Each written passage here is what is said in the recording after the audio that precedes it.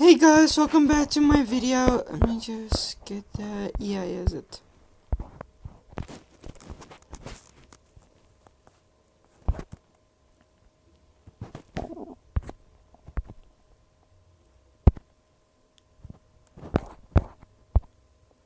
As well, the kill feed game with just piling on the pressure. So many great. And then somehow, no one's going down. Optic Gaming, they did get one knock. Okay, there's the second one. Finally, Optic Gaming are gone. It didn't matter what. Guys, I'm watching Apex Legends on my phone. This is like the final championship, I think. And it's literal live, so I'm playing it live. Took them a lot of time, and honestly, I was a bit surprised halfway through that. I'm wondering, is Optic Gaming going to be able to survive that? No, they weren't. Neither is 100 Thieves either. 13 squads left all of a sudden. We've just lost 4 in about a minute or so. Now into the 4th round, and now over to the Dome. Like we said before, Genome, it has really pulled right on top of this POI, and this is going to allow a lot of teams, though, at least a bit of safety. Some of them will get safety, Xenox, but it's gone even further south than that now. A team like Rig, they're not going to get that information until the next ring closes, and they're going to leave the chat on. It's TV Night, it's C9, I'm getting that, so... All at the bottom. Gamewood pushing now onto 4-7, yeah. APAC North on APAC North crime. Yuka has to fall back though, get that bat off. Gen is up and now down as well. Good points so far gained for Gamewood. They do have to repair their armor though, as 4-7 also in a bit of a precarious position. Can they find a way out of here, or is Gamewood really just going to strangle them in this position? Some work to do here, but it's going good. Just watching Apex Legends, the final tournament. The spot, the Skyward Dive comes out. Unfortunately, I think that's better. It's been hard to tell on the minimap sometimes whether the inside or the outside of that ring will be playable space. Either way, we're seeing a team. Oh, and they're just barely beat to the high ground there. They fall in. Can we get into this room? No, there's a fence there. They have to tank the damage from that security. Big fight for GMT. Let's listen in with them and see how they handle this one. One guy close right, careful. I think he's shooting door frame. I'm batting. Holding. Look the door frame. Look the door frame. We're clipped. Coming. I'm healing. We're gonna watch your back too. Yeah, there's a team on the roof. We're gonna try to share the building. Miguel, I want you to be playing over here, okay? Yeah, we're gonna share the building. He's in the door frame. Nate's mating. Yeah, I'm looking. Make sure you have bats as well. No, we're gonna need a new low vault. Here you go. Loot. Okay. I'm holding you, okay, though? I will go loot after my ult. They're joining my DMP. We're gonna play this building split. We're gonna prioritize our side, okay? No, wait. Can we clear our side? Prioritize the backside. Yes. And we walk it in. Can we clear? There's a jeep on the roof. Okay, guys, chat is connected, so if you guys want to talk, then you guys can. Yeah, we gotta play in I'll just read it in the comments on my TV. Yeah, I want to hold an 8. I have 3. I have thermite on inventory. Take a thermite. Help me. I'm looking. Heal up. We went back up. They're gonna look for picks all the time, brothers. You can't play in the door frames. You're right. Yeah. There's a little play in the middle where we have cover. I got red. Get a low ball ASAP. They're gonna keep playing roof. They shouldn't do anything dumb.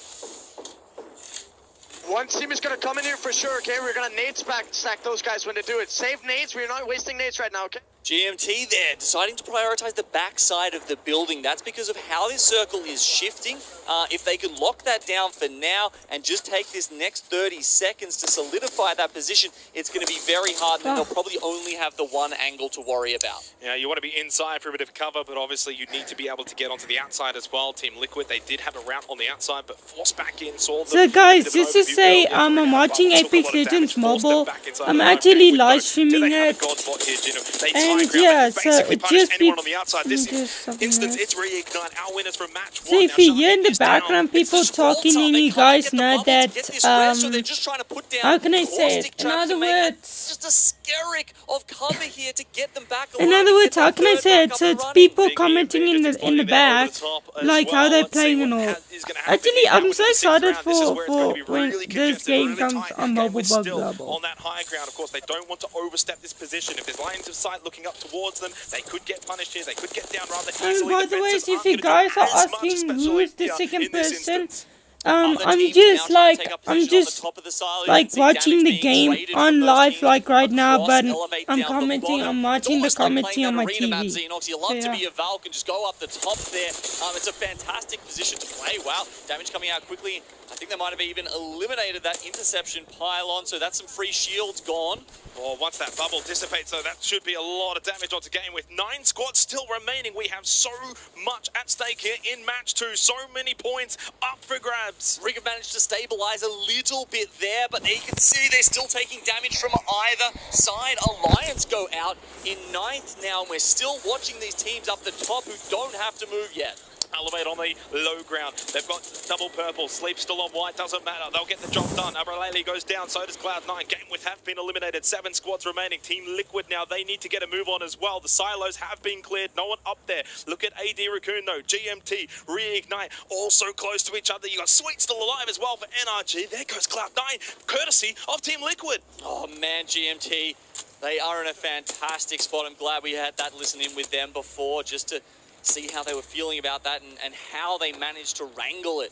It's going to be very good from here as the circle continues to close. ADR on top of them, and Rig know that they need to eliminate them to create that space for themselves. Triple red here for AD Raccoon. Now, high ground advantage as well. Can they get some damage? Can they get some knocked here? Try and just at least clear out some of the space and moving forward. 6 squads left. We are getting down to the final minute here of match 2. We need to see what's going to happen here because Team Liquid, 35 points. If they can find victory, they could be so close to that 50-point margin. Oh. Jonathan pushes in, gets it out of GMT. He's almost got it. He almost got the kill. NRG goes down to Karampu. Liquid though. Now they feel the pressure too. Gilderson loses all of his armor. Goes down as well. Can they fight back though? I thought he was the clutch player for them. It's going to be tough without him. Maybe this is a 2v2 now against GMT. Team Liquid in the blink of an eye. All of them have gone down. 4 squads left alive. Now here's the fight between Rig and ADR. Elevate from the high ground. Come in. Elevate. They made it in on the final match of day 2. Could they find victory as well here in match 2 of the finals? It is getting down to the final seconds here. Elevate double red high ground as well. They found victory yesterday. They should just about do so again today in the finals. Elevate from here. They'll be the winners. No doubt about it. Match 2. Elevate champions.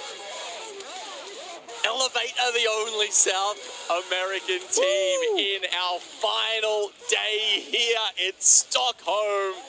And they're giving the fans at home something to cheer about. It was emotional scenes last night when they made it through in that final game. And they're still running hot and running high on adrenaline. It's only match 2, but being able to win in this lobby against this competition. What a good game.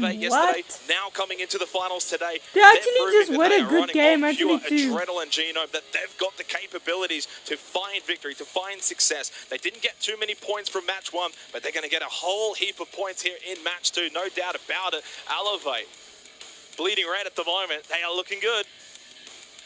Fantastic effort by them, and well, I mean, Reignite though, probably should touch on them, Xenox, because it was a 3rd place, so that's at least 7 placement points for them. What a good game. What a good game. Here we go. 19. Amazingly quick stats here coming in through from the production team. 5 kills as well on top of that, so 12 points. That's going to put Reignite in a fantastic spot.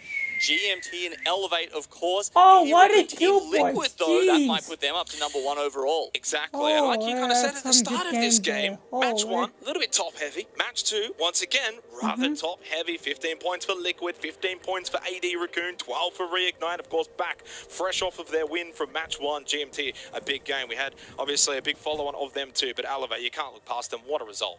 Yeah, and look, just something I want to quickly touch on here as we look at the bottom 10 results from our second match here, just a smattering of points for those teams, is that we do have anonymous mode running, Xenox. And for anyone who doesn't know what that is, it means that the players, unlike in a normal game of Apex, can't see who they're taking down. They can't see, you know, who they're going up against in terms of the kill feed. So you might be able to tell from skins, the team composition, there's other ways to kind of work around it a little bit.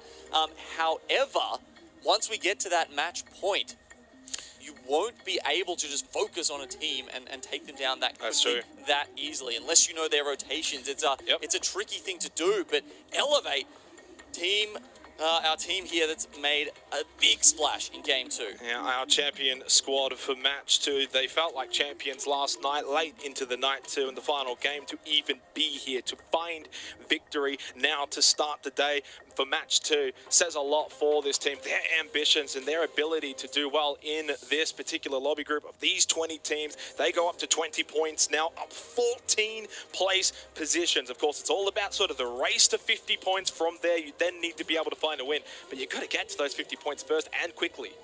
Yeah, and that's why, you know, you need to give yourself as many chances as possible. So the quicker you can get to 50, it's not easy winning a game with the 20 best teams in the world. Yep, exactly. Reignite 38 points, Team Liquid 36 points. Definitely those two teams we have our eyes on moving forward, especially soon into match 3. They are very close to that cutoff point. They could very well be our first teams to get to that match point status. For these teams though, Genome, well, they need to be able to find some points in the next couple of games. Otherwise, they may run out of opportunities.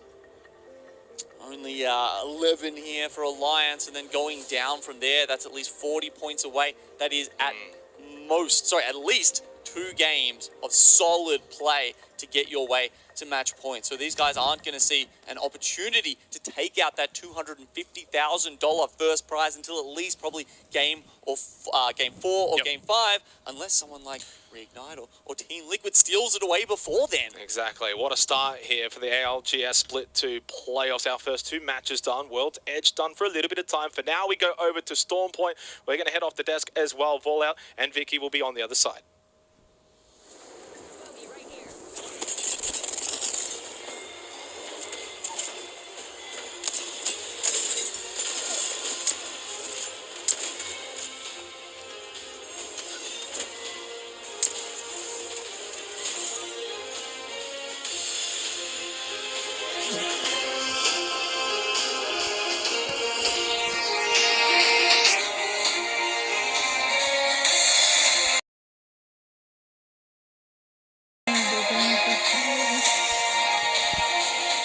What's up, guys? I just wanted to do that for now because so you guys can see my face cam. But I want that to...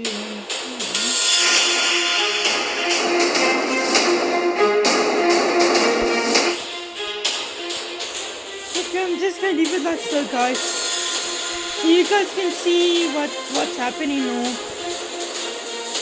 I don't know why the graphics are so damn low, but yeah.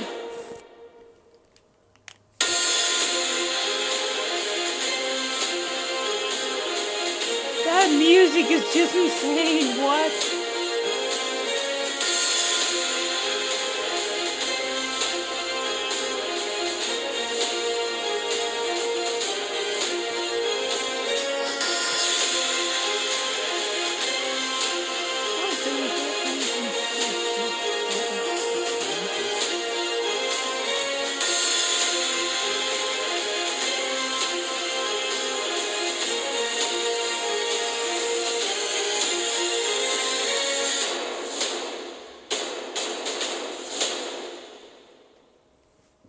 Okay, that transaction was too sick. Holy, that sounds so cool.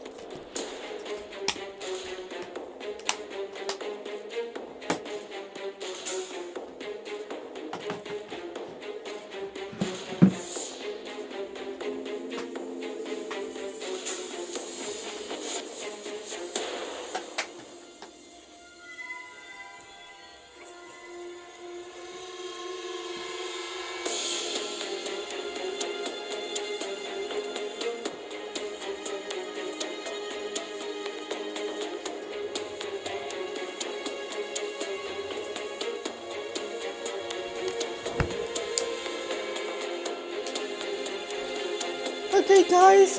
Just to safe on your guys' side. It looks like I'm streaming and it's still going. But actually, I'm going to be playing Modern Warfare on my TV. I think after the break, I'm going to see how they're going to be continuing. I think round 2 is almost... I think this is round 3, not round 2. I'm not that sure, but yeah.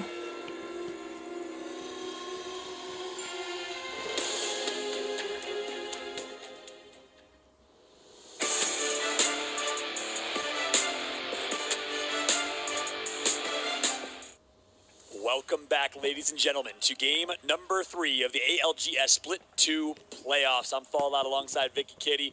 The boys just killed it, my Aussie brothers. Great job in the cast there as we get ready to switch gears here onto Stormpoint, Vicky. Yeah, Stormpoint, what is that going to bring for us, Fallout? What compositions are we going to see swap over onto Stormpoint? We're seeing so much Caustic on World's Edge, but are we going to see something similar now as we move on to a different map? Yeah, a couple examples for everyone watching right now. Again, maybe you're new to competitive Apex, maybe you're new to North American Apex watching from Japan. Konnichiwa from all of those watching from Japan, but Team Liquid is a good example. They switched their play style. They switched their team comp on Stormpoint. They actually run Loba, drop center map, and Loba, nice. Yes. TSM should be Yeah, that's actually a good good character to use with because we gotta make sure Respawn because knows we gotta buff Loba Fragment uses East, right? rings But to with that teleport said, and use they the leave Fragment East to TSM things with no to loot. get Great shop and opening stuff. for That's Loba. actually quite So sick. I love theory crafting, and while we were in the green room looking at the map, And and guys, looking I at almost a lot of our forgot to teams in do that this. game number 2, since it was the I last think game I on can World's copy Edge for that. right now, I'm gonna like see you if I can mentioned, do it on my TSM,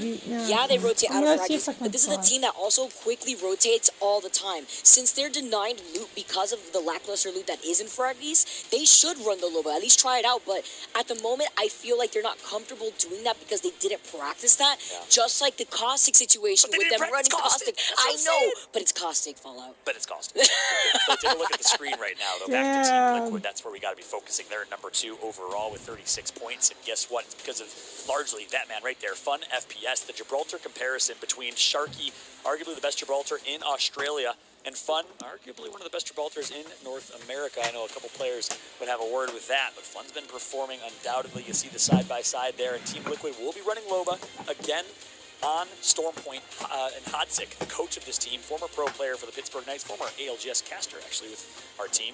He actually devised this entire strategy himself. Love it. That's a big part of the discussion here, Vicky. The teams, I'm going to change gear. You want to make a comment a little bit first, and I'm going to change gears a little bit. Okay, there we go, so guys. looking at the coach situation here, when it comes to the competitive, yeah, this is it. That's why we are synergized here. You know what I'm We are on the same level, Fallout. That's why I know you would always follow up with me if I get a. What? Ah, freak, why is it doing that?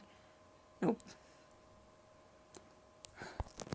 I didn't mean to do that. Give me a sec. Just. I get a crack on somebody out here on Apex, but Me you know just when it kick comes to the myself, there we coaches go. here in the competitive Apex Legends space, I think it's actually I'm so just gonna leave important, it and there. Hudson I'm is a not really touching good anything. I'm example of just this. gonna do that. Coming up with these game plans, not only swapping where they're going to be landing on Stormpoint, but their team compositions, like you mentioned. That's spot on, and a discussion for another time is also. Oh, they're TSM already doesn't starting. have a Let's coach. go. NRG doesn't have a Whoa, coach. no, And it's if you not talk that to great Smoke and anymore. Hal, they say, we don't What need the one. hell? I'm the coach of my team, but at the end of the day, I disagree wholeheartedly. I'm just going Look to at the teams that have found boost success this the weekend. sound. There you go.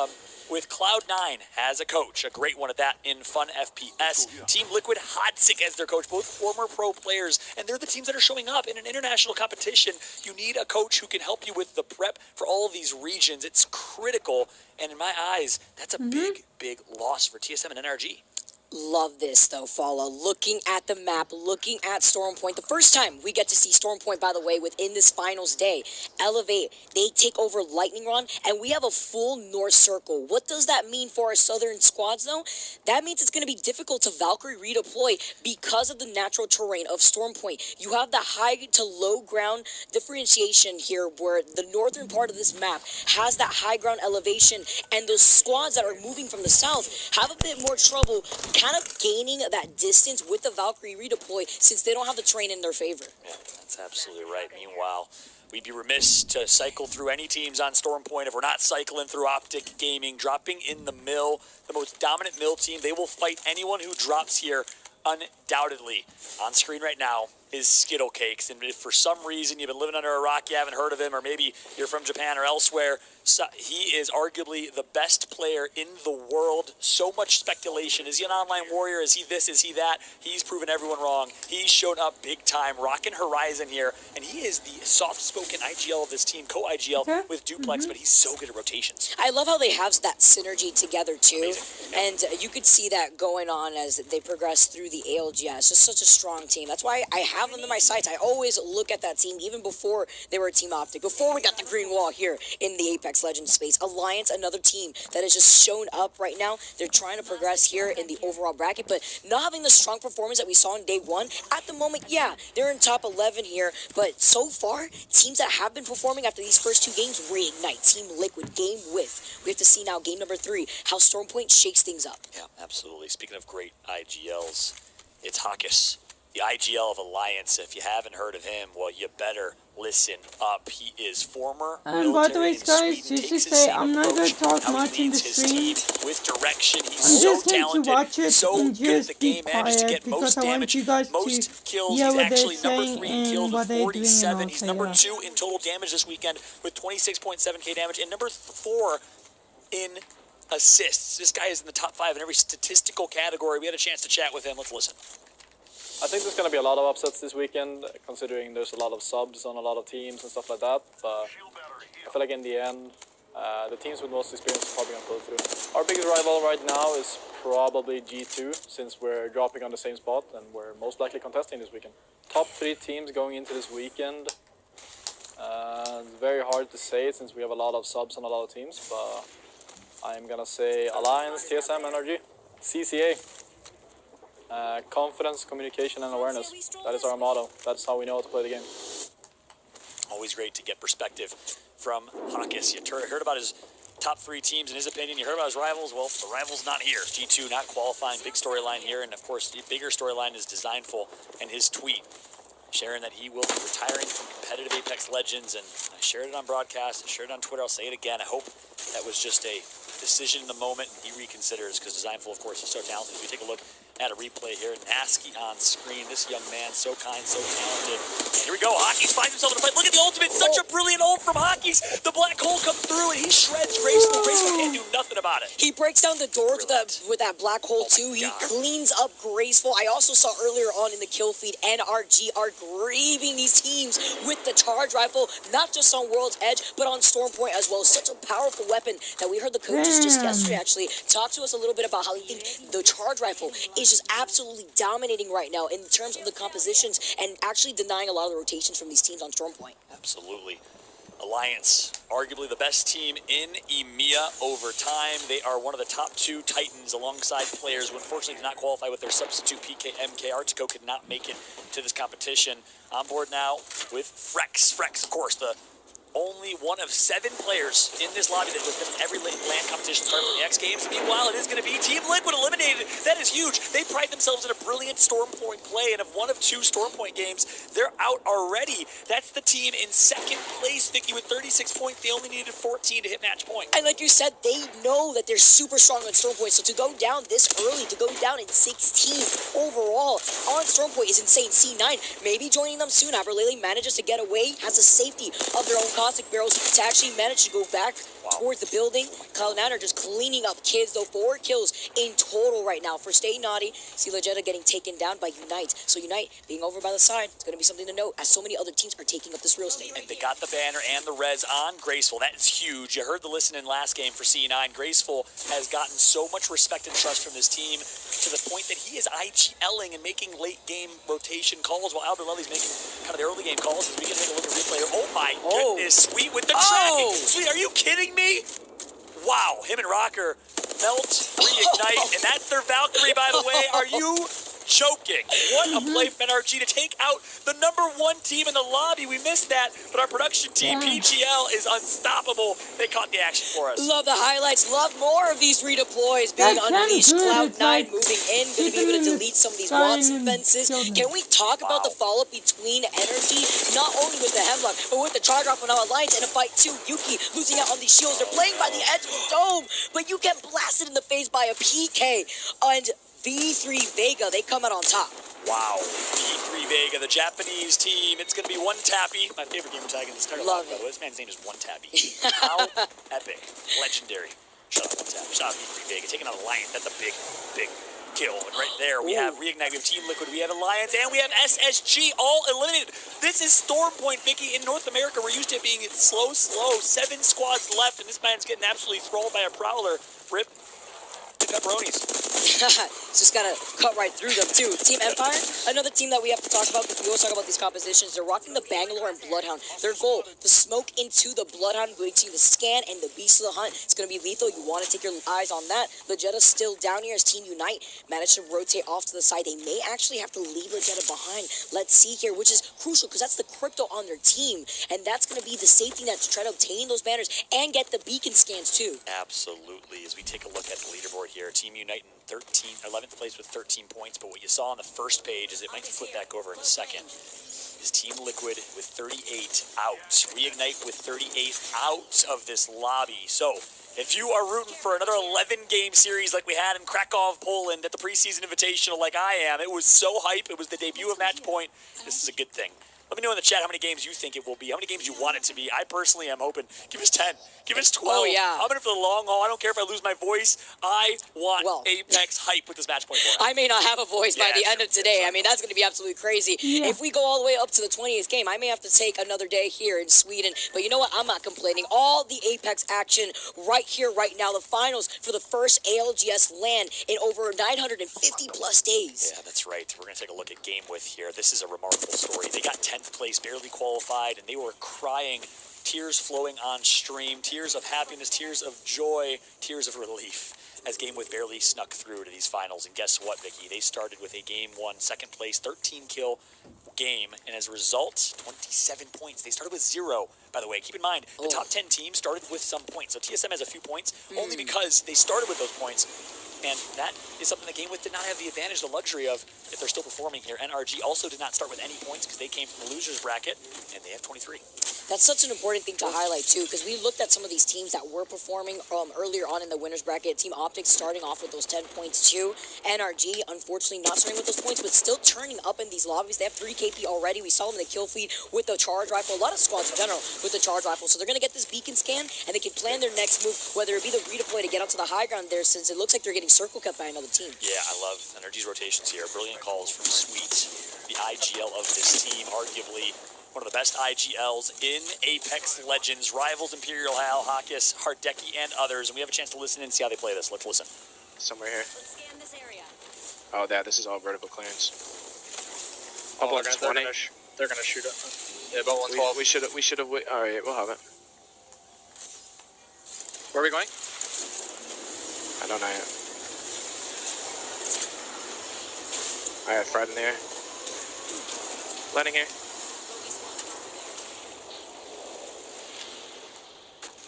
They might shoot that DPS, bro. I'm not gonna lie. They are. them. Get ready to Caustic ult this nade there. I'm ulting. Ult this right here. You're good. Can you go back to the building? There's an arc on my door. I can't make it to the building. I might give you ult. Did you Caustic ult, Nate? No, I did not. Can you throw your Caustic ult here for LOS? I'll do it, yeah. Throwing it. Backing up. They didn't push, though. Alright, I know. We're good. I'm not fucking with that. Alright, there's no one across either. We just need to get across. These kids are controlling this whole side of the map. We need to wait for next bub and then cross it all together, okay? I just charged. They just got fried inside. They just got fried inside. Cross now, cross now. Should I give you this ult Excel or should I pop it? I need it. It's gonna suck because we need Caustic ult for when we land. They're Gibby ulting. Yeah, we could look at this. Here, take it. I'm gonna make it. Wow, I love that listening. Biggest thing there is, can you Caustic ult for LOS? What that means is, can you Caustic ult for line of sight? Basically as a smoke screen. It's not just Bangalore who provides it, Caustic as well. And that's why Caustic, in my opinion, a little overpowered, a little broken. Not gonna lie, I wish we did see some Caustic reworks here, because it's really uncounterable. The guy has smokes like Bangalore and gas that murders you. It's a little crazy. That's why we're seeing a lot of Caustic this weekend. Well, at least no one wants to sit next to him because he smells. But anyways, Optic Gaming with the rotation. They're not rocking the Caustic. Instead, on Storm Point, you see a lot more mobility actually prioritized here. The verticality is so important between the Horizon, between the Valkyrie with the redeploy here too. So you can see them with this reposition. They know where this next circle is going to be, but they don't feel comfortable where their spot was. They know that Unite is in this building. They were getting shot at in the middle of that redeploy. And as we heard in Energy's comms, 80 Raccoon is controlling the entire side of that northern part of the circle. Yeah, what's so interesting about 80 Raccoon, about 80 North, their play style, for those that aren't aware, they like to early rotate, and they play really defensive. They like to bunker it. They play very similar to how Apex was played in Season 2, Season 3 with Path, Watson, and Wraith. Here's a big fight. Luminosity Gaming, Mexico, stand up. Ganjamin, the tip of the spear. He's top 3 in damage overall this weekend, and he's trying to show why, but Enemy Go, his duo, trying to do what he can here. They play on default Xbox controllers. I'm not even kidding, but right now it is game with in a 1v1. Gonna take out Luminosity Gaming. Unfortunately, Mexico falls. Oh, is that NRG pinging them from afar with the charge rifle? Are you kidding me? They have the purple sniper scope as well there too as game with. They're gonna try to restabilize. Where do you go? You're trying to get the res on here, but you don't even have natural cover because the lip doesn't let you get the res. And the shots from Team Empire far left, rocking the Bangalore and the Bloodhound. That's the team comp I like to see. Molly 1 on Valkyrie. Making Shiv proud right now is Team Empire, his fellow EMEA compadres, as they're rocking Bang and Blood. My 2 favorite legends to watch here in terms of just action, high octane, and ranches. Cleave, 2 of the best pure slayers in EMEA. Showing why. It's about diving all in from those smokes, having the intel of those scans in those late circles where you don't have the other teams actually having the same information as you. You can see the ultimate accelerators being popped as a priority. EMP though, Empire, they're creeping up on TSM. And it's funny because Hal was saying yesterday that Empire typically respects TSM and does not push them in situations where they know it's TSM. Well, right now, obviously, anonymous mode is on. I don't know if Empire has any idea. I don't know if they're going to respect anyone in this lobby anyways. The major pushers are so aggressive. And here comes the push with Bloodhound for the intel, with Bangalore for the smoke screens, TSM on the defense. And Imperial Hal is back on Ash. That's huge. No more Caustic. We're turning the page here, Fallout. We got Stormpoint. They want to prioritize their own mobility. Another one of those teams. Instead of the Horizon this time around, like we saw from Hal yesterday, we see the Ash instead. He's got the phase breach, but he still just wants to wait it out. But the Bangalore smoke denies him that line of sight. Does. That's a nice Bang smoke. I don't know. Are we getting pushed or are they backing out and retreating? And the answer is the latter. Team Empire doesn't like what they see there, but they're going to have to move eventually. The question is, do they go wide left and swing? Or do they just bully right through TSM? They're going to have to do something. Here's another smoke. That's going to be a missed one, but good thing they got Valkyrie. Oh, Valkyrie yeah. Obviously changes quite a bit. I will say I'd love to see what a game of competitive Apex with no Valk and no Caustic looks like. I think it would look a lot different here than obviously free rotate, good rotate coming through. In competitive Apex at least, but Valk has had such an impact on the meta here in competitive Apex. And with this redeploy, they note that there's so many other teams right above them with the Valkyrie passive here. NRG in trouble though. Sweet gets taken down. Rocker still's got the charge rifle in his hands. He's trying to get that quick res with the Gibby Dome as they're just trying to cover each and every angle. They got to knock themselves here, and it's going to be Bullets, the legend that you were talking about earlier. Absolutely. STK, 2 down for them. The last one's going to be Waltzy, forced to survive if he can. Tsutoraiku, striker in Japanese, the number 2 team from Apex South. Not the best start for them in the first 3 games here. No, but Team Empire in some trouble as well. They landed on the bottom here after that redeploy. They're able to shield up safely as V3 Vega, they're right above them. C9, understanding that they have to share this real estate. Something in terms of different playstyles that we see across the board, across the different regions. APAC is okay with sharing real estate. NA, though, they're not so comfortable with that. They like to fully dive in on some of these teams. Yeah, that's right. On board of State Audi, Greek God, Paris Kouzoulis, controller player from the United States. One quick note on controller players. We've got quite a few coming from Apex South, Waltzy, and Fussy on STK, etc., etc. Well, last time we had an Apex LAN, there were 3 controller players out of 40 teams in the competition. Just 3. It was Snipedown, Frex, and Nicewig. Now we got tons of them. Every team almost features one. Great to see controller finally have some comparisons here as we see straight State Audi. Speaking of controller wingman dominating with a knock here on Saku. Love the parity that we have and the fairness between the 2. And as he got knocked, I'm wondering, was he in the air because he fell off the map after he got knocked there? So playing by the edge of the map, lethal. Because what does that mean about his placement in terms of his death box? Can his teammates even get there? Point. Well, hey, for now. We have TSM having to make a pretty tough rotation, and of course they have Ash, maybe a phase breach. Let's jump into our first listening of the tournament with TSM. Chow these guys. No gun shield right now. I think we have to just Valkyrie. Yeah. Like, don't peek. I'm 3-1. I'm 1-2. We either gonna go zipline, we're gonna go this here on my ping, unless they patched it. I don't like. Remember that spot that I'm talking about? So we've went into custom. Yes or no? You guys remember? No, I don't. No. It's off the wall, below the wall. It's like literally. Oh, in the corner? Yes. Yeah, I remember. And we could TP up later. Okay. We could TP up like south or something and just like third party if we really wanted to. Right? Are we gonna Valkyrie? We want to go for zipline though. That's our spot that we want to grab. All right. So don't get third. We gotta sit here. Yeah, do it. Get away from it, Jordan. So you can fucking pop it. Let's do it now. There's a team's bottom zip, I think. Yeah, there is. We have to go to the spot. I think that. We survive in that corner.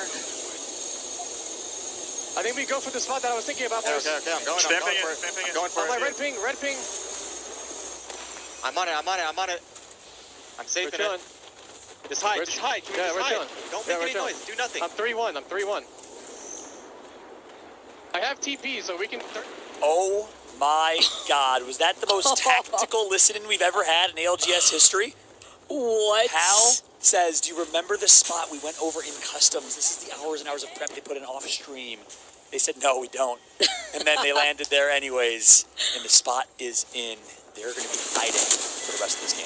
Oh, but not NRG because they got scooted and booted into the lobby. Optic Gaming coming through now, taking control over this building, cleaning up the rest of NRG as multiple squads are taking some shots at them, taking chunks. Game with now having to play off the back of that knockdown. Actually crazy, the utilizations that we're seeing from TSM, from Optic Gaming. Yeah, it's an Apex sandwich right now. Team Burger and AD Raccoon sandwiching game with Matsutasu currently knocked on board with MT. Former member of EXO Clan, alongside Zero and Sharky, the dominant Australian team that competed early on in Apex, playing with Jaro on Team Burger, alongside Pricey on board with Obli now. Obli, Kanpu, and Parka are just watching and waiting to fry their peers in APAC North here. It's game with the Japanese. See the intel that the crypto does provide here from AD Raccoon. They're shooting at them from afar. Yes, they're not in circle, but they have to get moving soon. Less than 30 seconds before the circle starts closing in. Now they're going to be able to fully dive in, but they're playing this so passively. They know that they're trying to get away, but we're getting some cracks off the wingman. Parka's not missing. He's in the top 5 in assists, and that's why.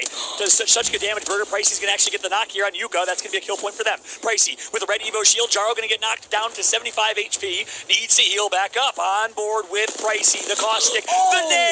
Pricey is frying. Oh, and he's still going. All these grenades. Make it 3. Another grenade on top of that. Did that just bounce back here? Team Burger actually giving some respect. Backing up a little bit, but they were able to get so much KP in the middle of that fight from far away. And that's the risk that you have when you rotate late into the next circle. Krabby Patty. Krabby Patty. Krabby Patty. Krabby Patty. Team Burger, baby. Let's eat. Nom nom noms as you're watching the free agent boys from Australia. Jaro connects. Game with is out, and the team with a literal burger as their logo is dominating. I'm hungry. Me too. I'm hungry. Unpopular opinion. Extra pickles. Put bacon on it? Anyways, no worse. C9 now, moving away. The Nox Gas actually controlling a lot of the space inside of this dome. They're just trying to elevate themselves through these crates, but they know that there's a team right above them, another team playing underneath them. They want to get some KP, but they already have 5 to their name. Team Empire, though, they have amazing height over a lot of these teams. Branches is ready to feast. He's on high ground, and he's ready to melt, but it's going to be forced to back out and reset. Maliwan going to defend him. Cleave with the support from the high ground here. I'm loving what I'm seeing right now from Empire. So well played. He's going to keep scanning and give them all the intel and let his teammates dominate. Optic Gaming also getting a bunch of knocks in the kill feed here. They have such a good position. Team Empire still putting down some bullets, putting down some pressure. Optic Gaming note that they are right above them. They hear the fighting after they were able to clean up that squad that was right next to them. They're playing this so patiently. They're right next to the circle. They move out. They utilize that dome so that way they can see what's happening on the other side by the walls. And look at TSM still in the same spot, ratting. Usually it's with one player left. All 3 members of TSM will just eat up these placement points like their burgers, like their sandwiches. They're just putting cookies in their mouth right now, getting point after point after point. F-John last alive for Team Unite. F-John seeing the bombardment says, "It's not my business. I don't care. I got the Watson pylon. I got the difference in composition here with this team pick." Does manage to get the banner. Could potentially go for the shield swap as well here, just in case. The shield drop on purpose. In case their shield gets broken, they can just pick that up. We got number 1 in EMEA, number 1 in North America and TSM, number 1 in maybe your hearts. On left in this game, Team Empire, the EMEA superstar team, the rising stars of the EMEA, looking so well poised to win this game. Cleave on Bloodhound. Bangalore smokes everywhere, but guess what? They have scans. Exactly, and that's exactly what you saw. Imagine the beast of the hunt. TSM just booted them. Oh, hello. Never mind. Knock. Here comes TSM. No. Oh, no. They had a plan, and it was not executed. And that was actually such a good plan. Almost did they gain God's spot, but everyone else turned and focused them. They got 5th place. So close to a big game from TSM, but instead they have no kill points really, and not a great placement points. Burger left. Optic Gaming gonna jump on board with Duplex. Big Dupe, King Dupe on the streets. What you got? Let's see, he's got to heal up. He's got the gold. Evo Shield. Team Unite is still alive. Wow. F-Chan has been alive for so long, has been able to avoid the bombardment pressure. Optic Gaming get another knock here onto Team Burger. Team Burger under a lot of duress. They get the knock and the reset. That's huge. Skittle Cakes, Duplex. This is why they're such a good duo. And guess what? It's a 3v3v1. So Optic Gaming is going to dance. Where are you going? Where are you going? Dodge. They're going to run. You better believe it. Green wall, easy dubs. Game number 3.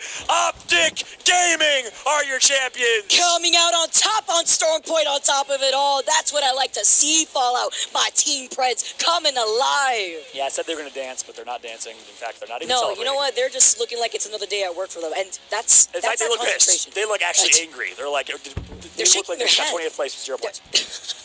Wow. Ice in their veins. Duplex. Skittle Case. Knocked. The controller. God gets dropped from Cloud9. Replaced with Alberlelli. Joins this team for Verhulst, leaving them for TSM. And now Optic Gaming enters Apex Legends for the very first time and picks up the best team in North America and arguably, potentially the best team in the world. It's actually crazy to look at them and look at the difference of energy between some of the teams that we've seen win some of these games and how Optic looks. They are here for business. They are professionals. They're wearing these jerseys, but they may as well be wearing suit and ties out here because it's just another day at work for them. That's right. Listen, I said it very vocally. Whichever organization picks up this team will not regret it. This is a team with the most discipline, the best preparation, the best execution that we have seen for the last 6 to 8 months, arguably consistently in North America, the most competitive region in Apex Legends. That's right, I said it. You know what? I have to agree with you here, Fallout, because they are number 1 in NA for a reason. But highlighting how heavily aggressive we saw right now from all of our teams on Stormpoint. Optic Gaming, they close it out with not just a double, with 9 kills in their pocket. Team Unite followed up with the fact that F-Chan was a solo for the end half of that game on the Watson.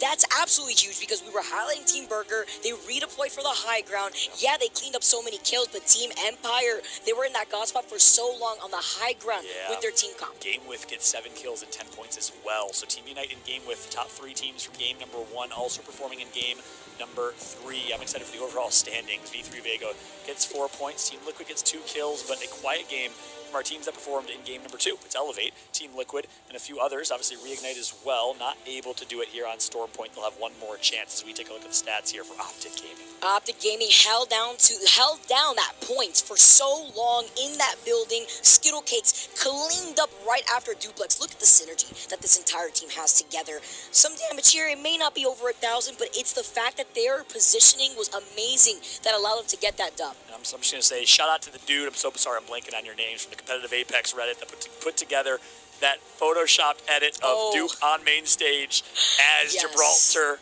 And then he added me in there as Mirage. It was the most fantastic thing I've ever seen. I just tweeted it out. It's amazing. If you didn't see it, go look at it. It's great. Big shout to all of our community members in Apex. Of course, Drovich and the German stream watching right now. My man Nicewig above us. And the watch party going on. And of course, every single one of y'all watch partying at home. My girl, Hey Girl, and the rest of y'all. Thank you so much for supporting Apex. Touche. Buddy.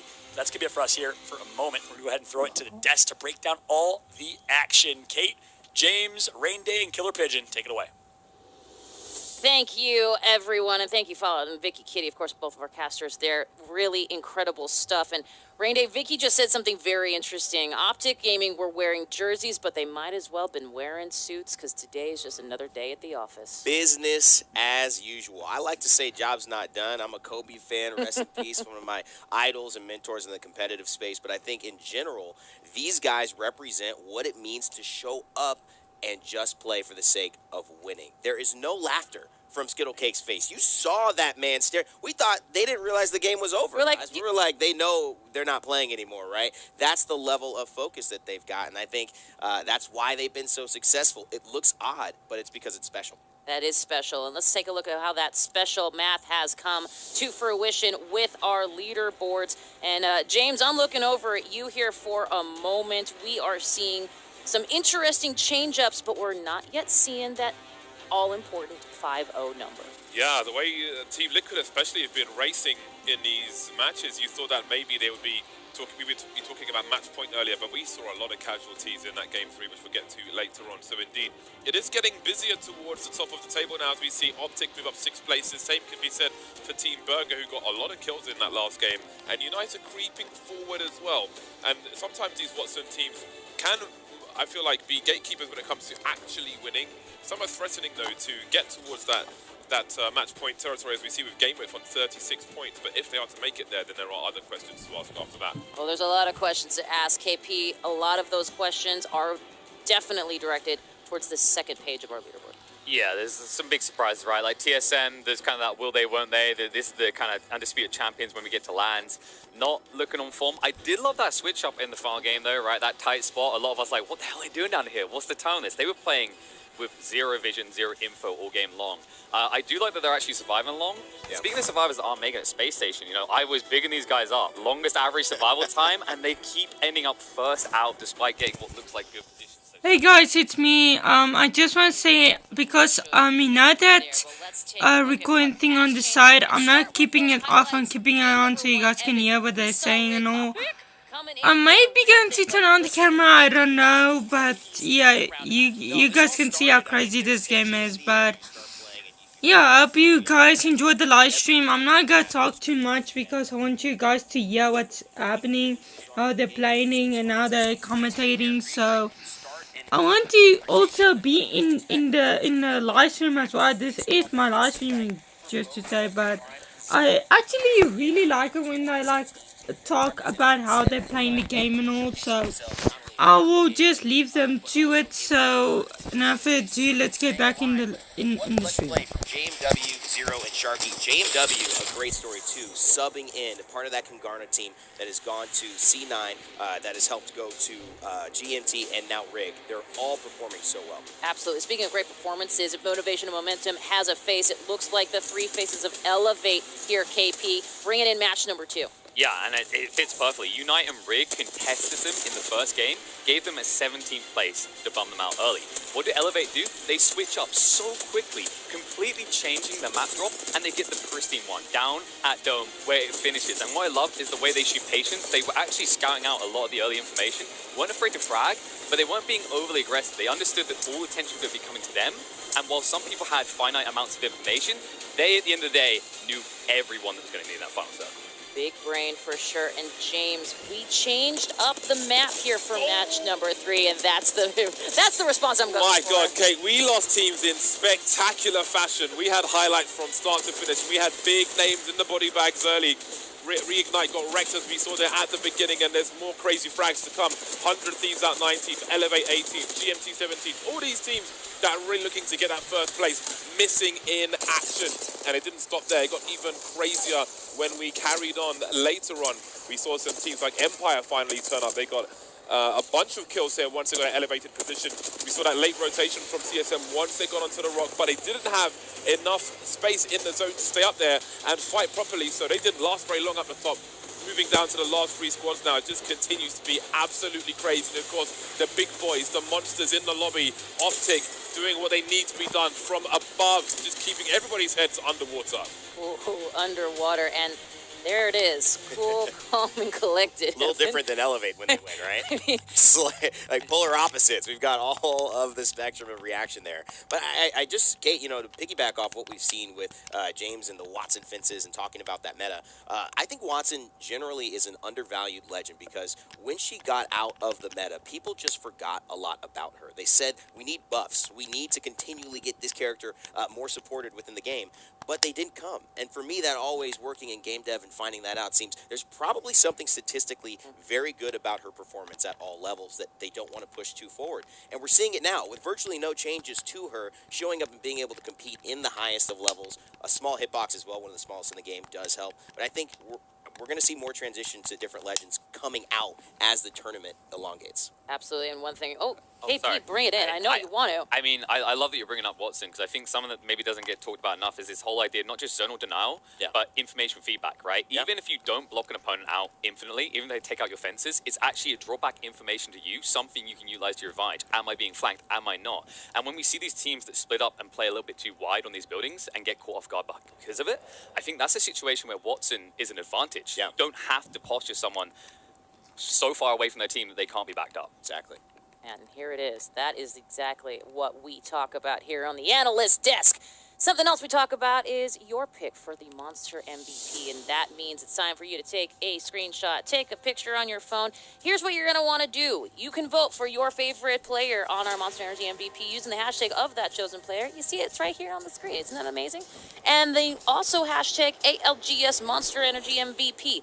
That's the hashtag of the chosen player. And then hashtag ALGS Monster Energy MVP. Use that in the YouTube live chat. Use that in Twitter. Use it on Twitch. In that Twitch chat, you're going to want to be a part of this historic Monster MVP vote. That is certainly the way to do it. And you know what else? Something you may have seen throughout our split playoffs here is a fabulous chair that we've been showcasing. And listen, we got to say a huge thank you to Herman Miller Gaming because their products are on sale for 15% off right now through May 9th. Plus, if you use the code APEX5, that's APEX5, you get an extra 5% off. Evan, I'm not great at math, but that feels like a great deal. It's a great deal. And I'll tell you what, guys, I actually have that chair before we were sponsored for the event. So Herman Miller, I know a lot of the casters would like that chair. I've experienced it myself. It is very comfortable. And you can too. Anyway, let's talk about something you can also do. We've been teasing this gameplay trailer, and it's coming. When is it coming, Kate? I'm glad you asked, James. I'm waiting, Kate. That's fair, but you know what? Before we get to it, we got a sneak peek of it because it's coming a little bit later, and by that I mean tomorrow. Take a look. I didn't like that lady. Oh, hell yeah, mate. Think you can break through my defenses? Oh yeah, that's the new legend for Apex Legends. Yeah, Apex Legends, that's the new hero.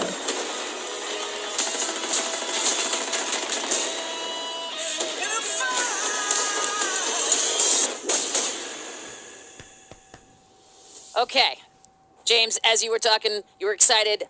We saw just a little taster. There's a little taster of perhaps what we're going to see tomorrow. I saw the word monstrous. It's facts. So that is I'm very correct. curious, Kate. Oh, Me interested. I'm glad you asked because there is if I read my notes correctly, a monstrous map update to Stormpoint. Perhaps a little reloading of ranked. You saw Battle Pass is obviously going to be updated. We're going to see so many things, including Newcastle, that heroic new legend. Guys, that, just to say, may have something to if say you guys are new to my live streams, please go ahead, go to my channel and go subscribe, guys, because I sometimes post some few stuff like this. That is so cool. I know I'm not a console PC player, but I sometimes post this stuff because I really want to. So go ahead, like this video and subscribe, and I'll give you guys 5 seconds. 5, 4, 3, 2, 1. Hope you guys subscribe to my channel, and just enjoy the video. If you subscribe, you can see more of this crazy stuff, but let's get on. I'm excited for them. As we take a look at this map schedule, James, I know you got an opinion on what we just saw. I know you were hyped. I know you're excited. Talk to me a little bit As we I go into need Storm Point again. more of the same, and we're going to get that because honestly, the way people, we saw some desperate Valkyries with people like 10 meters away. I don't recommend that. Didn't seem like it was a good idea because they turned into boxes real quick and didn't really have much forward movement, just up and then straight back down, and they came down harder than they went up. So I think we're going to see more of that on Storm Point. Maybe there are lessons to be learned there, but I just want to see more pain. Really, James? You know, the worst part is, all I wanted to say was he speaks for the group. Either way, something we can also speak to is your chance to win a Lenovo Legion 7 gaming laptop. The winner is going to be announced on this very program a little bit later in the show. Head over to twitter.com/Lenovo Legion. They're awesome. It's fantastic. And so are you. We will be right back with our next game. Don't worry. The drama is just unfolding here at the ALGS Pro League playoffs. And we will be right back. Where's the other two? I got you. Beacon, we need kills. I'm batting. Hey, you should ult it.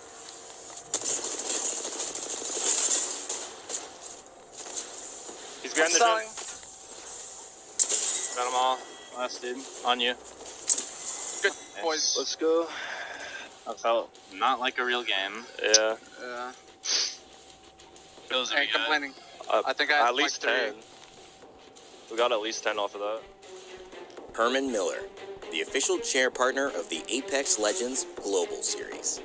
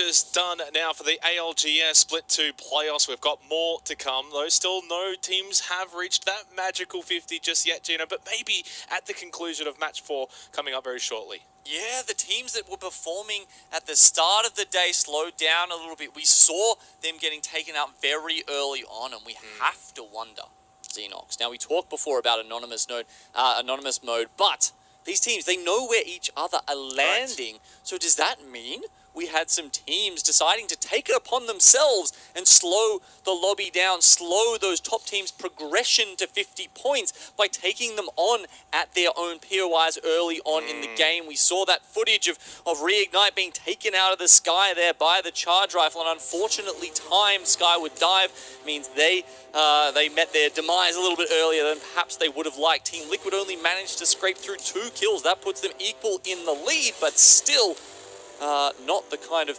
game 3 they might have liked. Well, when me and you were last here at the conclusion of round 2, it was Team Liquid and it was Reignite that had a bit of a buffer going into match number 3. Now that buffer is completely gone. Game with 36 points, Optic 34 points, fresh off of their win as well. A 9-kill win too from match 3. NRG, Cloud9 and Team Burger all around the mid-20s as well. So we've gone from what I felt like was rather top-heavy to now a little bit more of a spread.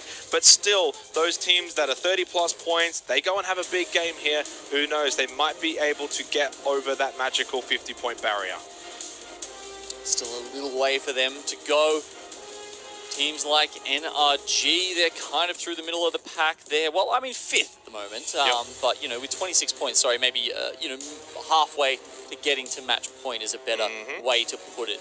Consistency from NRG. You got to remember they were one of the teams who pulled out the double-digit KP in game number 1. 10 kills to them. Now, we wouldn't be doing our job if we also didn't sort of touch on maybe some of the teams towards the bottom end of the standings, the ones that have started slow over the first couple of games, as we are heading over to Stormpoint once again.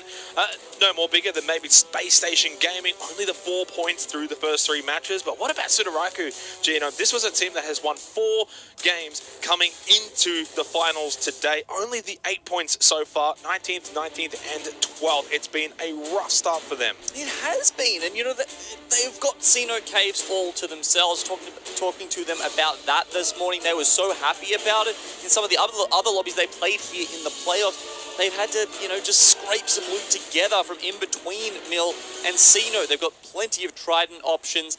And look, yeah, I really hope they can have a better performance here for all the APAC South fans, for all of the talent that predicted them. That's true, and certainly, exactly. For themselves. A couple of other teams that did really, really well back on day 1, day 2, the likes of 4-7, TSM, 100 Thieves, Alliance even, all with a lot of work to do as we head into match number 4 here for the finals. We follow the Green Wall. Optic Gaming fresh off their 9-kill win in match 3. They're on 34 points now overall, 16 points away from the magical 50. Optic Gaming, they made Mill their own during Split 2, putting Sentinels out of contention by doing that, and now, as a result, all the way into the final day of our Split 2 playoffs, Xenox, that means they get it to themselves. Not a good start, though. Hello, Bullet Owl from Sudaraku chasing down Duplex. This is what Sudaraku need to find some form. And when I say getting it to themselves, you know, there's an island in the middle. We just talked about Sudaraku being down at Xeno Caves, and there are some sort of, I don't know, how would you put it, contested islands in the middle there, some disputed territory, perhaps. It looks like these two teams are fighting over that at the moment. Well, right now, though, they do back away. Bullet Owl not wanting to over-aggress or overstep their boundary here. Sudaraku will fall back. They're a team that obviously really garnered our attention off the back of day 2. They had 4 wins. They were able to make their way into the finals through that winner's bracket. This is a team that I think has a lot of potential in being able to win out the entire event, hence why we saw so much talent really predicting them as Space Station Denial down onto Reps DSM's finals as, again, continuing to go quite pear-shaped. This is an insanely early rotation from Space Station Gaming, and TSM just don't expect it at all. You can see being caught off guard, and some great shots from mid-range with a car. I mean, you know, no attachments on that, not even a sight to help them rain those bullets in, but TSM are in a world of trouble now. So far, 9th, 20th, then 5th for TSM. That also only being 1 kill throughout the entire 3 matches played thus far. 10 points for TSM. They cannot afford another game where they go out early or they don't collect that many points. They lose reps early again. Multiple times we've seen that now as AD Raccoon, bit of a high ground. Nice crack as well onto Empty. Now throwing out some utility. Missile Swarm as well from Karompu, putting the pressure right onto this team as well. AD Raccoon really utilizing this high ground. They get that down as well onto Empty. We'll finish him off too. Team Burger in a world of hurt. It felt like it was looking okay there for Burger at the start of that fight, but Obley just sticks his head over the rampart, and all of a sudden it's down to 2 for Team Burger. You can see Parker's quite split from the rest of the team there. Karen Puga actually going to go up the zip line. Ultimate high ground essentially for them now. We saw also just how quick things really did play out in match 3 on Storm Point, right? Really wanting to bring that up because we're seeing a bit of action here early on as well. Yeah, and it's because these teams are just rotating so early. The same thing is happening exactly here in Game 4 on Storm Point. Very different to World's Edge. These teams are just rotating super early. We saw that over at Antenna with TSM and Space Station, and now we're seeing it with Burger coming down from Jurassic Park to take on AD Raccoon. And we also just had a glimpse of V3 Vega. They've made their way over too. Now, I don't think they're going to get too overzealous or too aggressive. AD Raccoon probably can be feeling quite safe for the time being. Now, Reps is back, fortunately, for the TSM fans. They've been able to bring him back into the picture. Hopefully, for his sake, can get re-equipped as well for Team Solo Mid.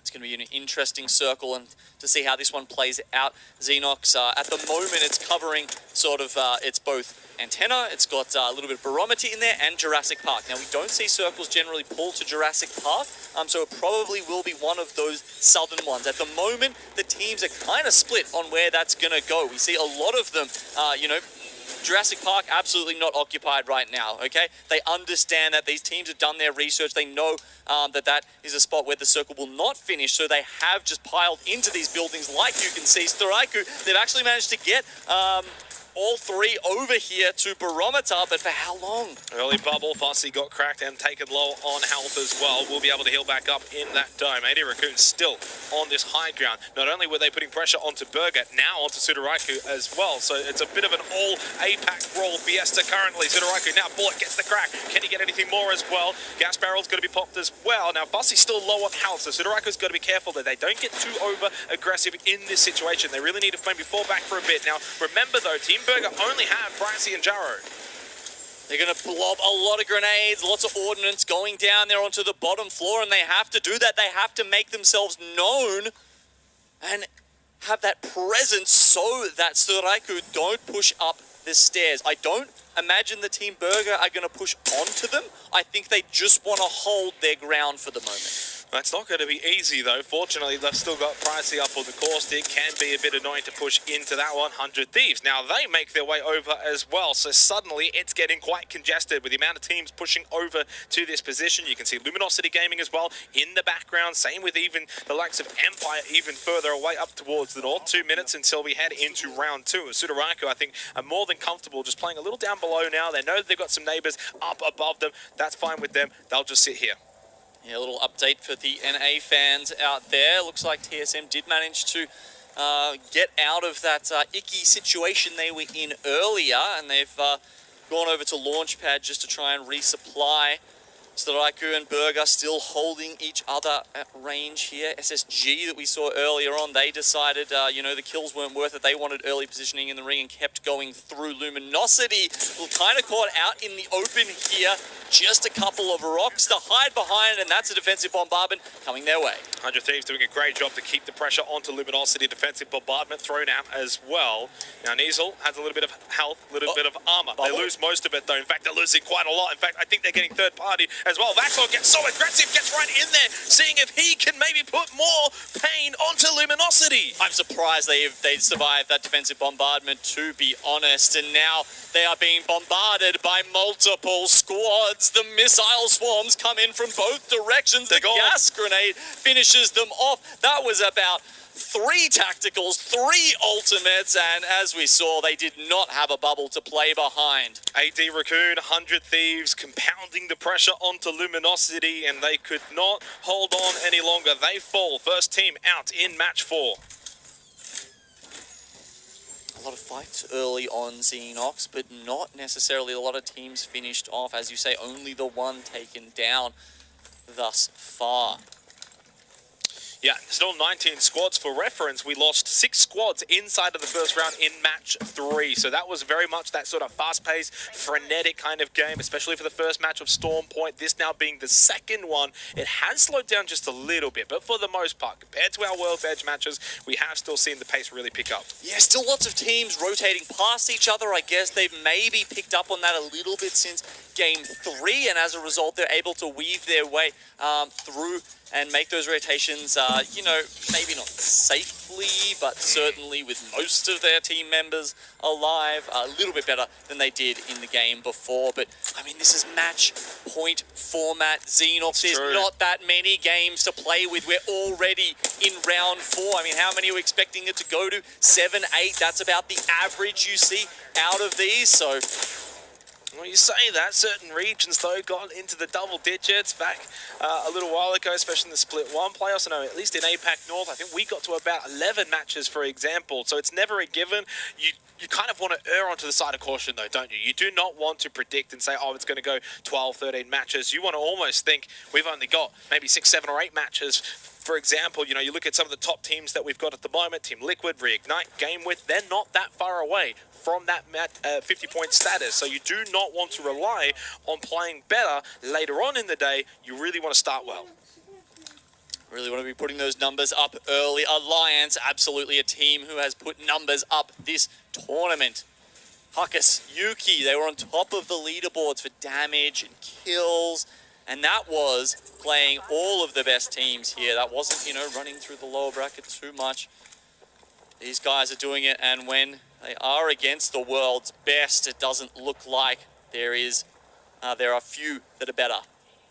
Just hanging out on the edge of Antenna at the moment. We shift our attention, though, over to Team Liquid. You can see number 2 on the leaderboard, technically tied number 1, though, with Reignite inside of the zone, taking their time. Definitely, in my eyes, probably the most consistent team so far. No, match 3, they went out relatively early, but match 1, match 2, they cracked double-digit kills in both of those games on World's Edge. So a really good finish here for match 4 before then going back to World's Edge. Gino, that's another factor that probably we need to touch on, you know, rotating between the 2 maps and which teams are going to do better on either one. Right, Rig did so well on World's Edge, and they've got Lava Siphon, their north pad they have to take in Storm Point. They're not so happy about that. That's not their home. It's not where they're used to playing from. They haven't had a huge amount of experience doing that. They like to play from Cascade Falls, usually, and it's a little bit tougher from them. There's just too many North American teams who tend to just sit there and honestly will contest you all day. It doesn't matter if we come out ahead.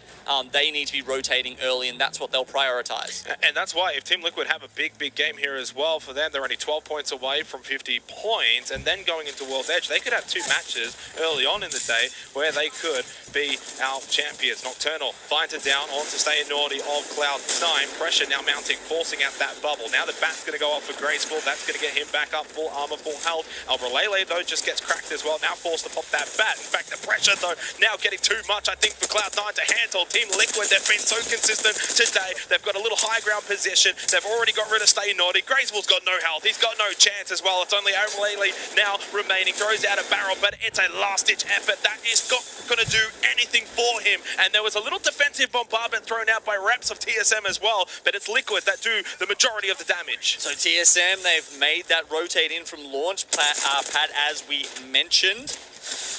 They picked up 1 kill in the process, and Verhulst getting the information about where the other team is there with the missile swarm. The damage numbers will let him know Hal's Arc Snare will let them know exactly where Team Liquid are hiding behind this small fence. They've got a black market. However, the loot boxes that TSM would like to be able to loot themselves, all that's going straight to TL right now. That's true, that's true. The Hulk's just trying to get off that bat. Same with Reps 2. TSM inside of the circle, but just barely closing out here for round 2, going into round 3. They can hold steady for the time being. They will have a Skyward Dive available if need to. Plus, they got the Ash too. So Hal now just going to pop some cells, get back to full armor. The pressure maybe not so much on TSM right now. They can take a little time here, loot up, heal up. They'll be fine. They've got a little bit of cover away from Team Liquid, provided Liquid don't get too over-aggressive and look to push this. Well, both of these teams are fairly close to the circle, as we can see. It's going to go down south. You know, we were talking about barometer, antenna. It looks like we're going to split the difference here and go right in between them. Now, considering how much of the mountain is on the north side of TSM and Team Liquid right now, TSM have just decided to push in straight onto Liquid. Were they ready for it? It didn't seem like it. The bubble was already up as well, and there was Nocturnal. Hal with the shots for Holstow, though, when getting the downs, he's got 2. It's only Liquid got 1 player left. No, I don't think they're going to have much of a chance to get much more from this one. TSM have cleaned them up for the most part, but here come Team Empire. Team Empire, they changed their complete composition, going over to Stormpoint. 3 different legends to what they played on World's Edge. That was the Wraith the Mad Maggie and the Caustic as well. So it's a completely different look for them, and I'm surprised that we don't see them push right there. I would have expected to see maybe some smoke canisters coming out and then the scan through it. Yeah, fun was the rat. They still stayed alive for Team Liquid. Throw it down the bubble, sure.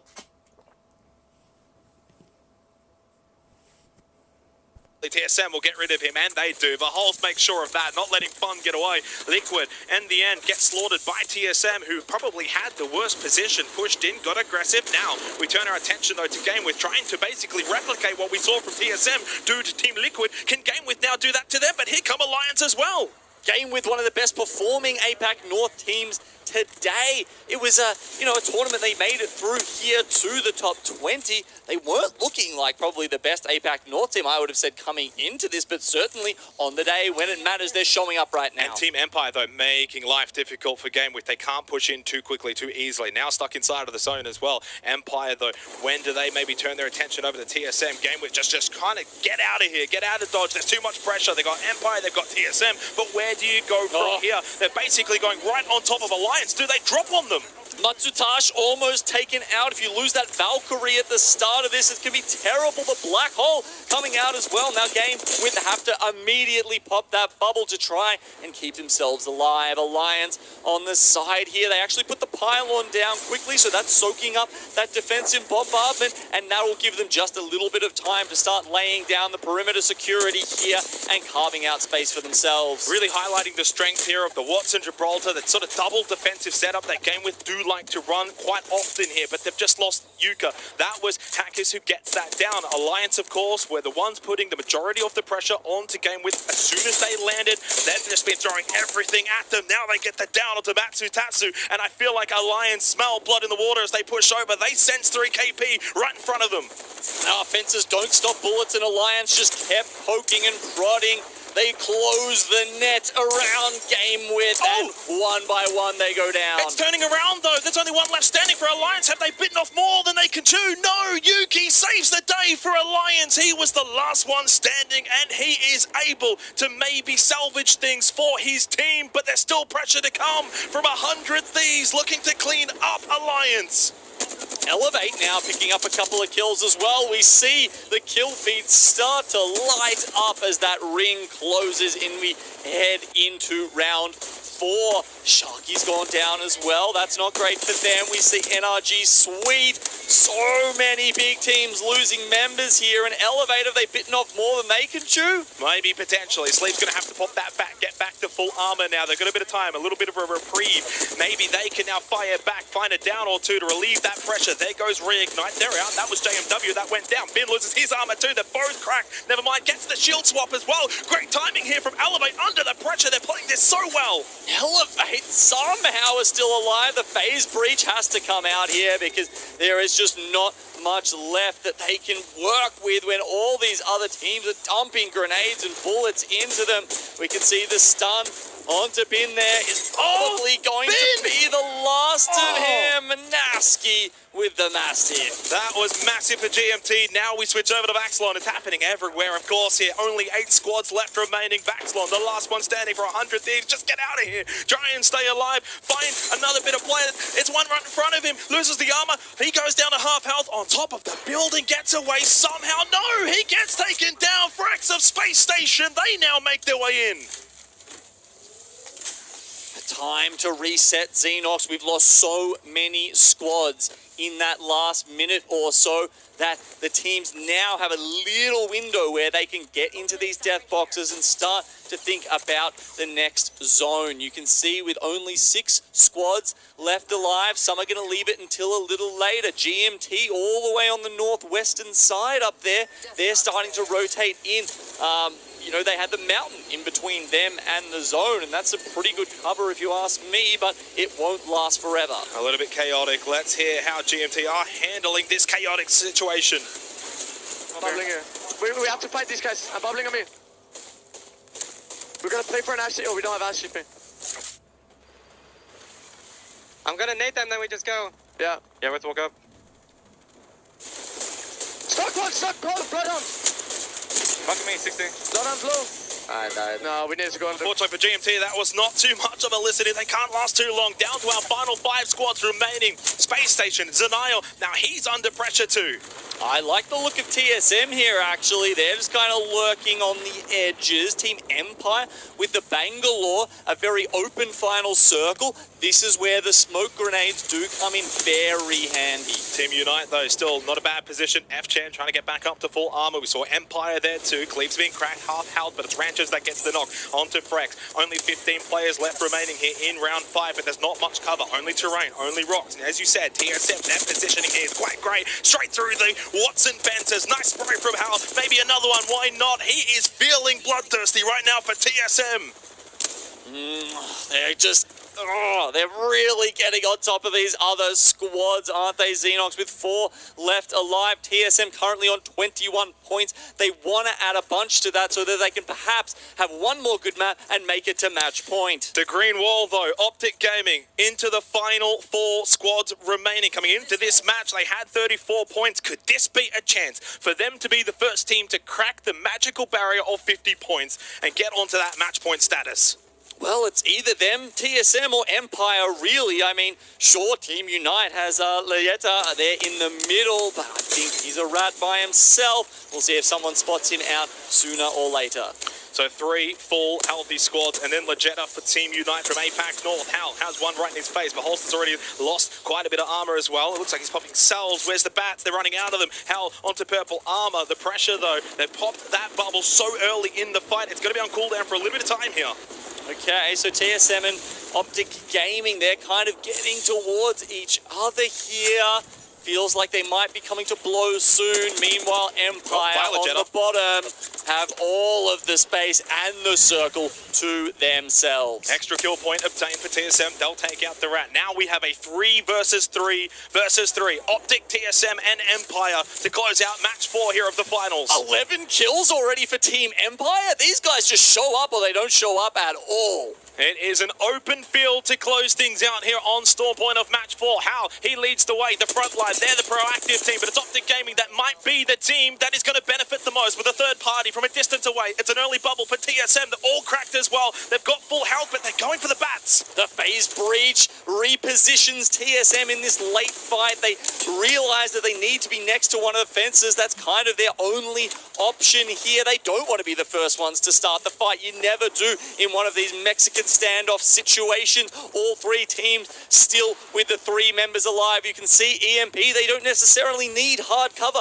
playing around the smoke. Optic, well, they want to probably go for the third party, but right now, Empire and TSM not really fighting each other. In fact, both looking more towards Optic. Skittlecakes is down, so is Ranches, though. For Holst, TSM now going to push on to Team Empire. TSM, they get a knock on either side now, and they're looking fantastic, taking on 2 squads at once. Hal just goes in. Hal in a 1v1 with Duplex now, but Holst trying to stay alive as well, and cleans up Team Empire. TSM take match 4. We can hear them popping off from here. The energy from TSM is here. The plays from TSM are here. I mean, the knock onto both Optic and Empire at the same time just let them loose. And I mean, it was a risky play, honestly, the way Hal split from his team. Oh, that was... And decided to take that 1v1 while his team was dealing with the rest of Empire. You can see Dupe certainly got something to say about that final ring there to his teammates, but TSM couldn't be happier about how they played it. Glad you mentioned that, Gino. We saw Hal split off from the rest of his team, go for that 1v1 with Duplex, and he comes out on top. So does his team. For TSM, through the first 3 matches, they only had 10 points to their name, but off the back of this result, here in match 4, they've arrived here into the finals now. They are here to play. Big result for TSM, as we said, Xenox. If they could pick up a good amount of points here in Game 4, that's probably one more solid performance away from getting to match point. Wow, I mean, I'm not sure if we're going to have any teams on match point after this. Mate, I'm trying to check as quick as I possibly can. I want to know where we're at, but 23 points for TSM. We can say that will put them to about 33 points or so. As I said, gets them right in the race now moving forward, and they soaked up the majority of the points here in this game. Team Empire as well, 18 points to their name. So for 2 teams, Genome, that probably didn't get off to the fastest of starts, at least able to capitalize now here in match 4. Yeah, Team Empire, they look like 2 completely different teams on these 2 maps, but on Storm Point, certainly, that's the team they want to be. 18 points is a fantastic effort there. Optic Gaming, they were the #1 seed coming in today. They started with 10 points, and now they're adding another 10 in match 4. Well, we go back to the sort of discussion around the maps. Of course, that's Storm Point now in the back pocket for a little bit. We're going back to World's Edge for 2 matches, and 2 teams that played really well in our first 2 matches on World's Edge, Reignite and Team Liquid. Both struggled a little bit on Storm Point. They weren't able to get too many points, although they now get to go back to World's Edge. We'll see if they can refine that form there. Though for TSM, they're going to have to find now if they can carry their Storm Point performance over to World's Edge after this. Big damage, big kills, big numbers here for our champion squad of match 4. The CEO putting up over 2k damage. Incredible scenes there. He didn't need his team at certain points. He was so sure of himself, and he wanted to put the nail in OG's coffin.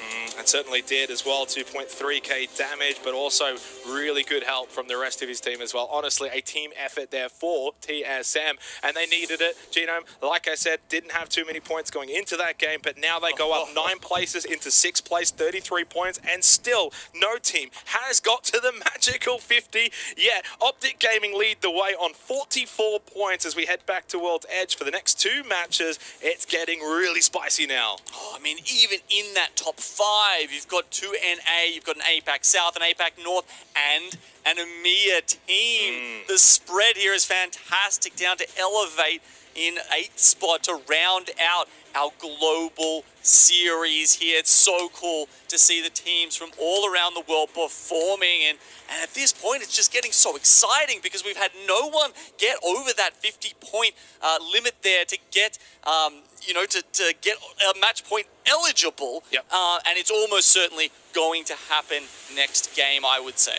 Best news, though, for the teams in the bottom 10 right now is that there's no one necessarily running away with it. It's a nice little spread on that top 10. So for these teams on this side of the graphic, Genome, it's not all doom and gloom. In fact, when you look at the points, they're all pretty happy, all around that 20-point margin from 11th down to 15th. But when you look at Space Station, 4-7, Tsuraraiku, Luminosity Gaming, and B3 Vega, the good news is that still no one's reached match point status at 50 points, so you've still got a couple of games to really get going. Yeah, for those bottom 5 teams, they essentially have to hope that the teams above them are going to take a little while to get into this. I think down to 15th, honestly, Xenox, those teams are looking for this, right? I mean, Alliance, 20 points in 15th place.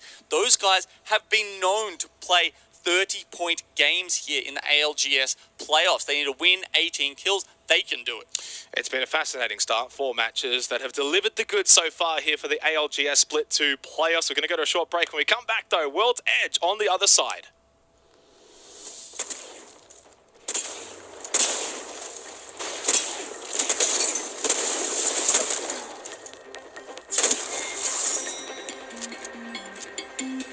Monster Energy, the official energy drink of the Apex Legends Global Series.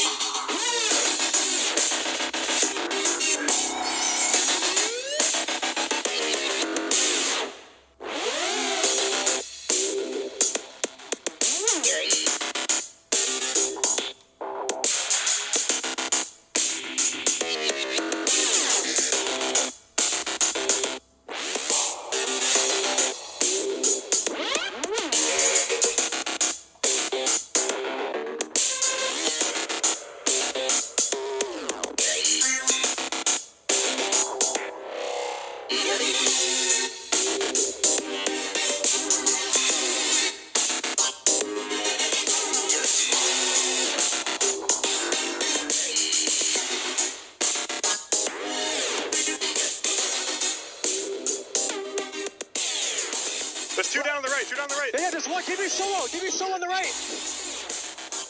I only have a shotgun. He's this guy. He's some guy on the right. I knocked Bangalore left. I knocked Bangalore left. Wait, Focus, hey, Kill the right. Gibby on the right. Kill the Gibby on the right now. He's low. Go, you guys go left. I go right. I'm going left with you, Evan. Swing with me, Evan. 40 on blood. Crack the back one. Nice! Go, baby!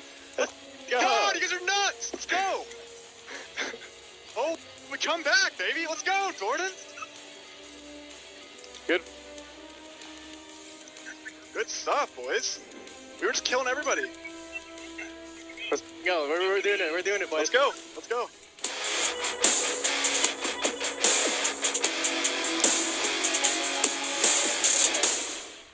And that's got to be one of the best listen-ins we've had right there. The confidence, the belief from Imperial Hal. We're doing it, boys. We're doing it. They needed that. 11 kills in that game and the dub on top of it. I know you're very happy out here, Fallout. But I also really like the bait, thinking Optic had the opportunity to go in for the third party. They gave up Godspot. They gave up those respawn beacons that they had for extra cover. It was actually insane. Real quick, I had to go and get their immediate reaction right after that game. It turns out Reps died off spawn in that game. He got griefed by SSG died, and it was down to Hal and Verholst. They're able to get the res, and they turned that two-man game into a first-place 11-point, 23-point finish. TSM is trying to prove that that man right there is not the new chairman. Imperial Hal still is the greatest here. Their coach, minus tempo behind them. Reps far left, the most underrated player in terms of the shadow he sometimes lives in under Imperial Hal. Obviously, Hal, such a big name in the scene. And Reps also, he's the Pippin to the Jordan. You know, just to highlight where our teams are currently sitting in right now, 50 points being the match point before your team needs to take the dub. Optic Gaming is sitting in first place with 44 points. Team Liquid with 40 points. Reignite right behind them with 39 points. All these teams in the top 10 are so close together. This next game could mean everything for game number 6 after that. We are going on to World's Edge now, and I'm excited because Storm Point really shake things up for our competitors. Absolutely. You see Empire feeling confident. Cleave, Maliwan, and Ranches have been hamming up the camera all weekend long. Unlike Hardeki, who keeps fist pumping the cameraman. I think Hardeki and the camera are hanging out right now. They're probably poolside, enjoying themselves a nice weekend.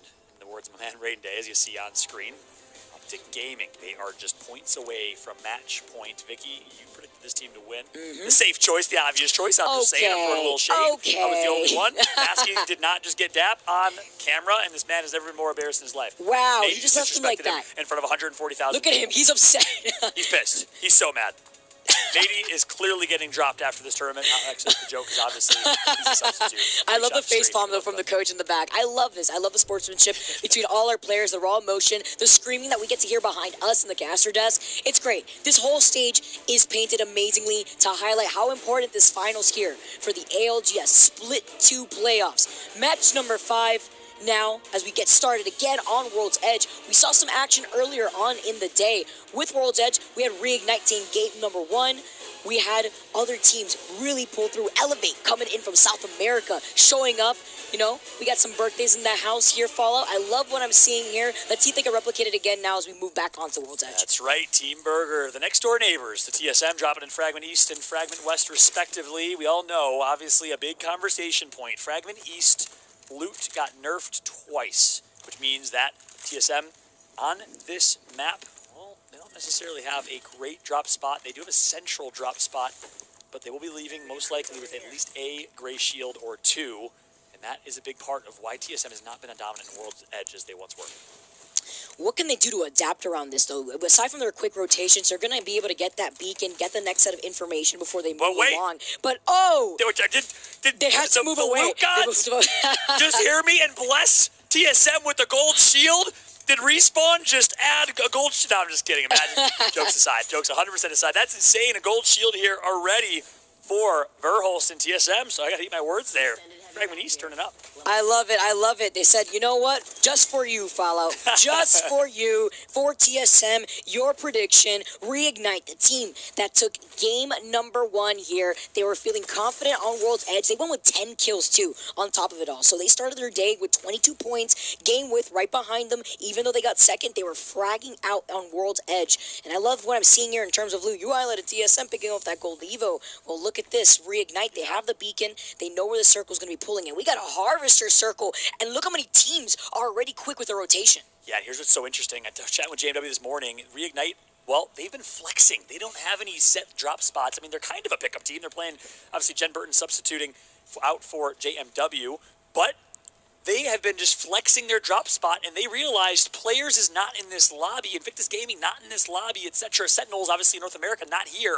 Lava Siphon's wide open. That's one of the best POIs, former sorting factory in the game. That's a big part of why Reignite's finding success. They also find themselves in early rotation as well. Reignite looking very well poised here, Vicky. Yeah, it's crazy. Lava Siphon has such great loot there, too. You have the beacon as well that you can work off of. Talk about quick rotations, though. TSM, they're getting pinged. They wanted to go inside of this building. Look at all the grenades being tossed out, though. They're forced out to put that down the dome as it's Team Empire that had blocked the doorways with the caustic barrels. You gotta be kidding me. Empire, one of the most aggressive teams versus TSM. Hal still on gray Evo, almost up to blue.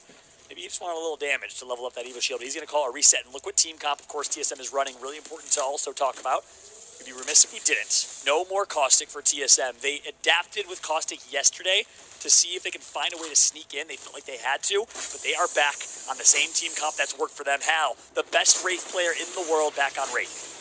And look at the amount of teams that are already taking the real estate up in Harvester. Talk about team compositions. The Caustic is still up and alive for a lot of our squads, but this spot in particular for Alliance could be so tricky. It's going to be difficult. You're going to get pinged in all these different directions from some of these squads that are already taking up the high ground. You're going to expect a lot more Caustics blocking out those doors on the high ground too inside of those buildings, but Alliance are just trying to take an off angle here to see what pressure can they apply to build up their Evo Yeah, shots. they're going to knock on Drop. So Drop gets dropped here from Alliance, coming from Thermal Station, dropped from West Countdown. And look at the res. They should. Empire now under continued duress. So some way, somehow, obviously they continue to hold on to this choke point, this position, this key POI and location. But this time it's just a crypto drone. That's the APAC North poke. That really has shaken up the meta quite a bit. I mean, teams that are so used to getting Godspot, which you can do and get away with in North America and EMEA because there's not many cryptos, well, Godspot is not so godlike anymore. It's pretty vulnerable. There's an Achilles heel there. And you're going to have a lot more teams get the information even quicker with those crypto drones. You talk about those beacon scans. 4-7 now are making their rotation with the redeploy, passing over TSM that may be actually at this choke point that they're flying right over. TSM maybe not trying to take a much more aggressive approach. I mean, looking at their play in Storm Point on Game 3, we saw that they just wanted to hang out by that cliff instead of taking some of these fights. But look at this now. 4-7 just put themselves in the middle of two teams. We see the Bangalore smoke. We know Team Empire is running that composition. So now they don't even have line of sight of the team that's over there. That's right. These things slow down for a moment. As I say that, they got to see an Arc Star fly across the map here. Reignite, trying to play aggressive against 4-7. Sweets and NRG farming on Team Burger. That's a top 10 team in the standings. NRG knocking 2. MT, see you later in the kill feed at the top right of your screen. With the wing dude too, MT getting taken down. We saw Team Burgers were on the other side of Team Empire. I'm wondering what the actions are looking like in some of these buildings. You can see NRG, they've taken control over the Spaghetti building here. They're also running the Caustic. Again, a lot of these team compositions really comes down to how these teams have been able to adapt throughout the weekend. NRG, led by Sweet Dreams, former Rogue, competed under the Rogue banner back in the last LAN competition. Picked up Rocker, Nathan, two young fraggers, I believe 20, 21 years old, competing here on LAN for the first time in their careers. They obviously have performed online for the past few years. Everyone knows how talented they are, but they started slow this weekend. If you missed the action yesterday, first off, you missed out. Second, NRG didn't show up the way that many expected. They were really, really on the brink of elimination yesterday. They had to grind through the losers bracket to be here. And it's tough. That's a lot of pressure onto Sweet, onto the entire team in general, Team Empire, managing to get Ranches right back up. Yeah, and that's another big storyline here that we have to talk about is the lack of coach for NRG and TSM. And I briefly mentioned it earlier, but that's a key storyline. I mean, look at the teams that are succeeding in North America. Cloud9, Team Liquid. Hey guys, it's me. I'm back. So, guys, just to say, I think after they played the next match, I think... Let's do this. After they played the first and the second match, I think I'll be ending off the live stream from there. I haven't talked so much. I just let them do the work. But if you want to go check them out, it's Apex Legends Mobile Global live stream or global series. So I'm going to make them do one more fight. Like one more battle, then another battle, like this one, and then another one, like 2 more, and then I'll be ending off the live stream. And if you guys haven't enjoyed so far, please go just go and just subscribe to my channel. Let me do this. All you guys are watching. You see, it's Apex Legends Global Series, so you need to go check them out. But guys, just to say, let me see if I can do this. So go to my channel, it's Wolf Gaming Mobile, and go subscribe guys, because I post amazing stuff on here. Like I'm legitimately doing a live stream. So guys, please go there and subscribe. It will really help me a lot. Oh, Duplex last alive. He's got to go huge, and he connects for 1, but it's not enough. Dupe has to reload, and Dupe is out. Optic Gaming is out. They will not reach match point. The green wall tumbles for now. 19 13th place for Optic Gaming. Oh my goodness, game with coming up, showing up, actually replacing them and going around the other side of that building. Exactly. It was Matsutasu, the playmaker for his team. And this is one of the best stories we have right now. Game with barely made it in, Vicky. 10th place. Bawling, crying yesterday after qualifying by a hair. And guess what, Vicky? They are now showing up, performing, and potentially just a moment away from earning match points. They had 37 points coming into this game. They need 13. They just got 3 over Optic Gaming's 44 first place position. And forcing Optic Gaming to have to play through that 6th game without being on match point 2. We know what happens at match point. You need to take that dub if you want to be the winners, if you want to take home the $250,000 that you would in first place. Now, Team Liquid making their rotations. You see the gold Evo here on Gildersons. That's right. And of course, they leave with the Trials loot, so they're guaranteed at least a gold purple. They're chilling every single game, but they're in that Trials position. It's obviously one of the coveted drop spots, best loot, best POI from that perspective, and they've been bullying that drop spot for quite some time here. And Cleve, Robin Hood, in that pylon, took like 9,000 bows. Imagine shooting a bow and arrow at a pylon. Oh man, it's... Where are we? Sci-fi episode out here.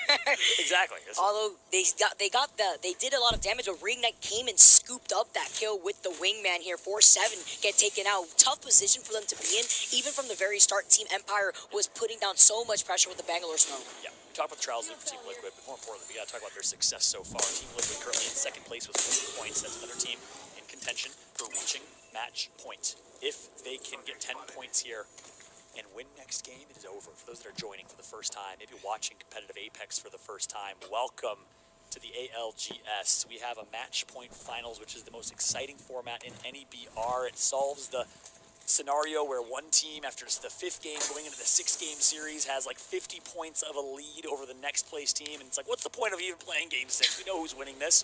It's anticlimactic. Well, no. With match points, you have to earn 50 points to unlock match point, and then you have to win after that to close out the series. We could be here all night, potentially. I don't think it'll happen if teams continue to deny others of match point victories. That'd be crazy. We all have flights to catch here. I'm Space chilling. Station. I will miss my flight gladly for a 12-game Poland's record series. Very respectful here, especially looking at the teams that we have right now on land for the first time ever. Team Liquid 2 managing to back up a little bit. You talk about their loot. They're looking to circle keep some of these teams that are rotating away from Fragment. That's right. Team Liquid has been the most impressive team in North America this weekend, in my opinion, because obviously you expect in a lot of ways Optic Gaming to perform, but Team Liquid was abysmal, subpar in Pro League, and showed up big time this weekend. And it's because of the impact this young man has had, his destiny, his desire to be great. Gilderson's high schooler. He's a senior in high school from North Carolina, fun, much older than him.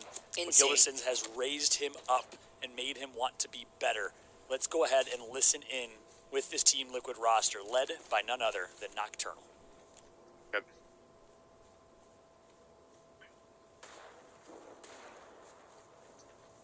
Does he have... Wait.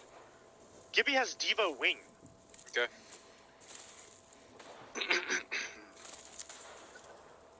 Their bubble fight is so weak.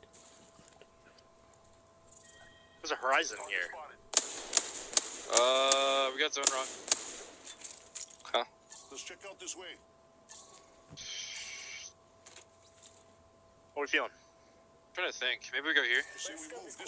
Yeah, we can go. We can land there. I doubt there's anyone up there. After seeing this zone, you want to go early? You want to go late? 'Cause I think we can go like maybe like a minute. Yeah, I think so too. Okay. This team might move before we have to do anything. If they move, then it's looking golden for us. Damn, nice heady. I'm yelling up. Gonna be 5-7. Yeah, Valk move. No gun shield on Gib. They're moving? Yeah, they're all moving. They're all moving. Okay. We can actually just take the space. I'm done. Kraber on the map. Crack outside. They're Valk ulting. 48 on mid. Heard. Let's take the space. Yep. Yeah. We're not even safe here, so. Yep. Don't get comfortable. I mean, we could force our way in. Let's go here. Yeah. They went south. Team on this door. Heard. It's SSG. That's SSG. You want to walk up and take space? Oh wait, no, it's a bloodhound. I hit a blood 133. Want to take space? Yeah, let's take space on them. I don't think they have a Gippy. Oh my god. It's fine, it's fine, it's fine, it's fine. Let's go. Barrel on the right, barrel on the right. Caustic 30. I'm just blown up. Just heal, heal. Yeah. I got Kraber. I'm batting. It's the Kraber on this team. We can take their height. Play it slow. We can take their height. They're popping dog. There's no reason for them to fight us. I think this is Raxus and then we if they're just chill. Bloodhound. Yeah. We chill here. On the left here. Right here, safe. Swing on me, 100 on him. Climbing. Right on me. Come down. Ripping bat. I 100 pop the cost or the blood. I'm going height. We have to take space. I'm gonna ult their front door. We're good. No. Chill. I already used it. Here, all 6 ults to the ground. 70 on caustic.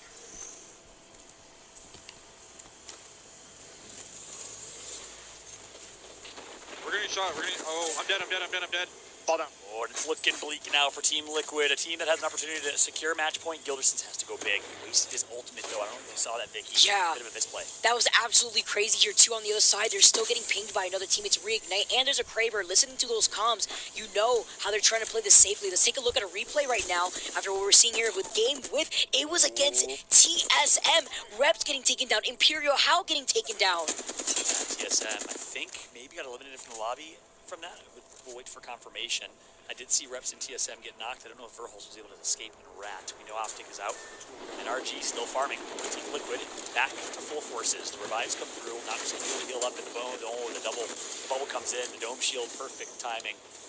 They needed some rescue. Confirmation, Verholz is still alive here. TSM is still alive. You cannot say the same thing as one tappy. T23 Tatsu, he gets taken down. Speaking of a one tappy getting tapped right into the face by a 30-30 repeater. Fun, showing that 30-30 can get put to work. Tap. He connects, and just like that, V3 Vega out to the hands of some extra kill points for Team Liquid. One by one. Team Liquid gets closer to 50. All right, Fallout, we tap dance out here. Team Liquid is 1 point even closer to finding themselves with a dub. Verholz gets found out, though. The lone survivor left of TSM. He's got House Banner, but he needs to survive. He gets taken out. It's Reignite, who are farming here still. They are just cleaning up so many kills on this side of the circle. Black and white TSM, nothing but darkness right now. Good night to the boys, as they will have to watch. Not the World's Edge performance they've needed. They were hoping for coming into this competition. So far, they have been irrelevant on World's Edge. Not able to find that success. And again, came into this day literally 12 hours ago, Hal saying, I don't know what comp we're going to run tomorrow. We have to adapt. We know that. My teammates want me to play Caustic, but I just don't know if it makes sense to play a new team comp for the first time. But this is Apex. You got to adapt. The teams that adapt will succeed. They decide to go back to Wraith here in this game. And I wouldn't say it's their team comp that hurt them more than was just a fortunate rotation there. But ultimately, TSM needs to step up on World's Edge if they want to win. It's difficult here with so many teams already taking up the real estate in these final circle positionings, especially with how defensive they've been playing. Talk about defensive Game With, who were able to knock TSM out here. You can see Watson on the field with Yuka still, so they can control the building off to their left with those fences. Seeing where the circle's pulling, though, we know where that next circle is going to go, and it's going to be an open field here for a lot of our teams. I was looking at the train tracks here that's not in the circle anymore, but the high ground is going to be key as Team Liquid now with the redeploy are scanning everybody. They're getting all the intel as they move inside of this bunker. Surely there's a team right off to their right. Yes, there is. They have the Caustic, though, and they're willing to block out those double doors with the barrels. Good rotation from Team Liquid, and just like that, they find themselves pretty well positioned. Hey guys, it's me. I'm back. I just want to say, I think after this match, I'm going to end up the live stream. It's been a hard second. Don't worry, guys. I will see if I can play the live stream tomorrow, but a little bit longer. Because this is such a long live stream, and I'm so tired. Like, Yeah, I'm super tired, so I'm just gonna let this one play and then. The Caustic Nox gas as they landed from the redeploy. NRG gone. Luminosity now moving in for the third party. Oh my god, the shot from Naughty, he just put Ganjamin down. The caustic gas comes through, and Luminosity is going to take out Cloud9. Naughty did everything he can, but that's where Caustic is just too strong. You have no counter there. There's nothing you can do there against a Caustic ultimate. It is the Caustic. That is what it is. Their space station get taken out. They get booted out of their own spot. But look at this. The EMP into the bombardment combo here. You're hugging against the wall. You have nothing to help you out because now you're getting booted off the high ground. Elevate getting a taste of their own medicine. Yeah, Team Liquid right in front of them. They are going to take God's spot here and get some kills. Ladies and gentlemen, get ready. Team Liquid is here to take match point and to take North America and the world by storm. They are in such a good spot. They have the high ground. Gamewith understands this. They're not the ones running the crypto. The crypto squad is inside. Hello, that is not the view you want to see coming out of those bunker doors. But with the fence out there, it's going to apply extra pressure the moment they have to funnel themselves out of that bunker door. Vicky, Team Liquid has 40 points coming into this game. Gamewith has 37. Reignite had 39. Optic, of course, had 44, but they are out. Gamewith is still alive. The Japanese dream story barely qualifies, turns up and shows up, trying to do it for Japan. Can they do it? Meanwhile, Mexico, vamos! Luminosity Gaming needs to perform here, down in 18th place. 100 Thieves, one of the most beloved organizations in esports. Nate Shot is watching. You gotta perform. Oh, Nocturnal with the Kraber. We see it on the feed. We see them cleaning more players up. That's GW getting taken out. AD Raccoon eliminated. ADR actually in the line of sight of so many of these players when they were taken, as Team Liquid are just still farming. Like you said, 40 points before entering this game. Yeah, Nocturnal with Kraber. He loves it in his hands. Great sniper. Great use of the Kraber. Loves to hit blindies. Went for one there. My man. We talk about orgs, talk about beloved orgs. FaZe Clan going for some snipes here. 360 no scopes here. My man Nocturnal hitting some blindies live on screen. Put some Breaking Benjamin to it and call it a montage. That would be beautiful. Beautiful, beautiful. Back, taking a time capsule back from 2007 out here. Reignite now, trying to force some way up onto the high ground. See Sharky. I can't believe that Reignite's alive. I didn't realize. Yeah. Are you kidding me? The top two teams, three of the top four teams alive with the opportunity to hit match point, which they likely will if they get top three here. Absolutely will. It all comes out of this. How does Gamewith, specifically Yuka, always stay alive here in this situation? This is the second time we see Yuka in these final circles. Still alive. Sutoraiku now, trying to put in some of the pressure. They're playing up at the low ground right here. And Sutoraiku has a chance to play big-time spoiler for the rest of this lobby. If they can somehow stop Reignite, their Aussie brothers, if they can stop Team Liquid, maybe, just maybe, it'll just be one team at match point instead of two or three. Sutoraiku needs a performance. They are in 18th place with only 8 points. If they win this game, they can do it. Alliance under duress from the hands of Unite, another team in 7th place. Unite with Legetta. Japan is playing so well right now. Reignite now, trying to find an opportunity to maybe take some height, but they can't. They see Team Liquid has the height instead. Reignite are landing right in front of Luminosity, though. Luminosity was in trouble originally. 100 Thieves now. You see Vaxon getting the knock onto Hockeys, getting that knock with the wingman there. I'm going to make a bold statement here and say Luminosity Gaming is needing to win this game. Sutoraiku is needing to win this game. This is a must-win, do-or-die scenario for Mexico and for Australia. Team Unite pushes and takes out 100 Thieves. That's going to help them. Unite, though, is going to get grief. Luminosity Gaming Mexico stands up. Oh, say hello to my little friend, the Spitfire, mowing them down. They are popping off when they were in such a bad position originally, getting pinched by 2 squads now. They take care of 100 Thieves. They are out of the lobby. 4 squads left. Ganjamin is a monster, proving that he's been one of the best players in the world here. 2 controller players, 1 keyboard and mouse on this team. They play with default Xbox controllers, not even kidding. No paddles, doesn't matter. They don't need it, and they still perform. Luminosity, coached by Bistillo. You see the flag around the back of their coach, shaking his head nervously because his team needs to perform here. Here you go, Reignite jumping right on top of Team Liquid, though. No. Here you go. You see STK now moving in. You see Rig now trying to take a reposition. Reignite only down to 0. Reignite, 0 needs to go big. No, he's going to get punched in the face. Luminosity Gaming. Cielito Lindo. Mexico. Let's go, Luminosity. You said it perfectly, Fallout. They needed this, and they came out on top. What a chaotic end right there, too. They dove all into Team Liquid's space, saying, hold on here, I need this space, and they denied it from them.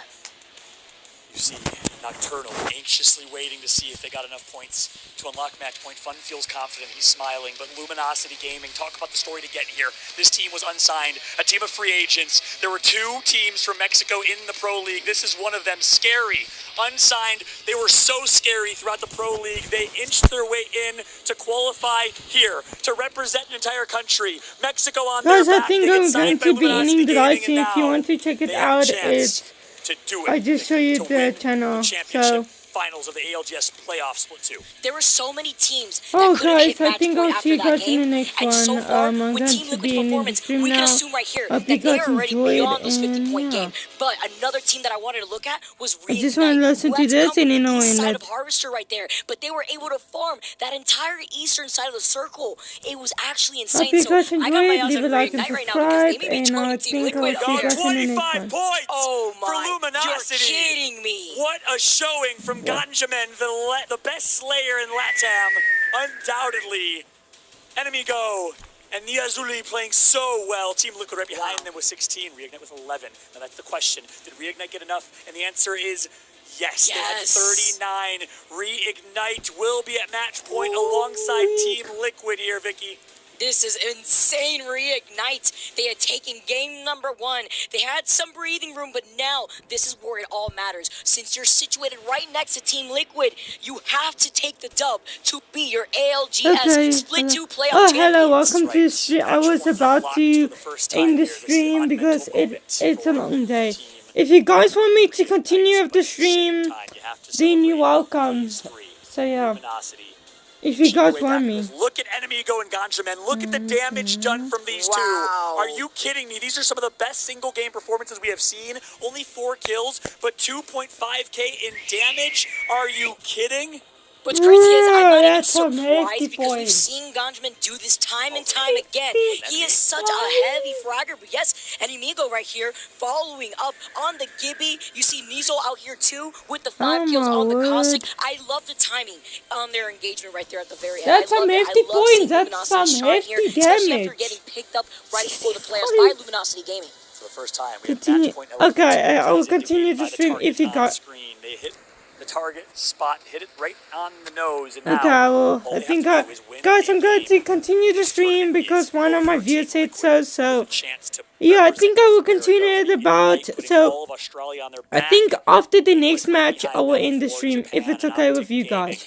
If you guys say you said that after the second match you're going to end off. I think not after this match already done. The next one I'm ending it. So yeah, this is it.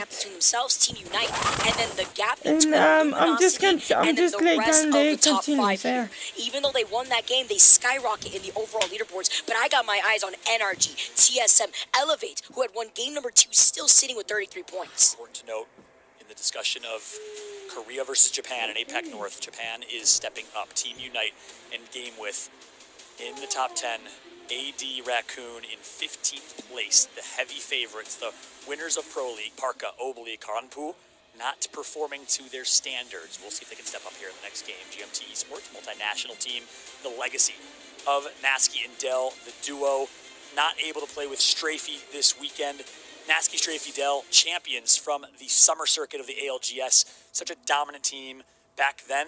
They reunited after Strafey left to join Na'Vi for economic opportunity, of course. And now Strafey is watching, and our heart goes out to Strafey in Ukraine from home. We have so much love for you, brother. We'll see if GMT can represent it, can do it for their boy. They're going to actually give a percentage of the prize pool to Strafey if they can, of course, continue to increase the amount of money that they will win. They got to step up, though. We're going to take a quick break. We have a chance to close this tournament out. Game point, match point reached. Fallout, Vicky Kitty. We'll see ya, hopefully, fingers crossed, in Game 7. If not, we'll see. We'll be right back, everybody.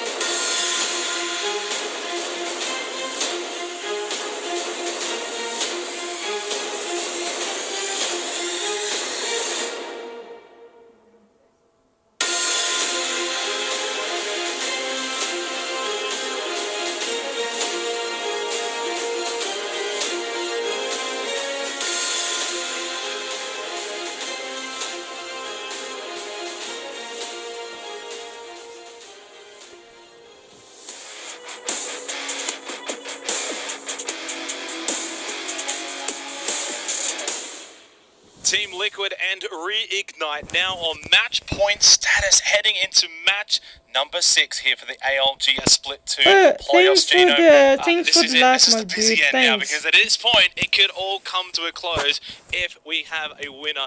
In this case, Team Liquid or Reignite.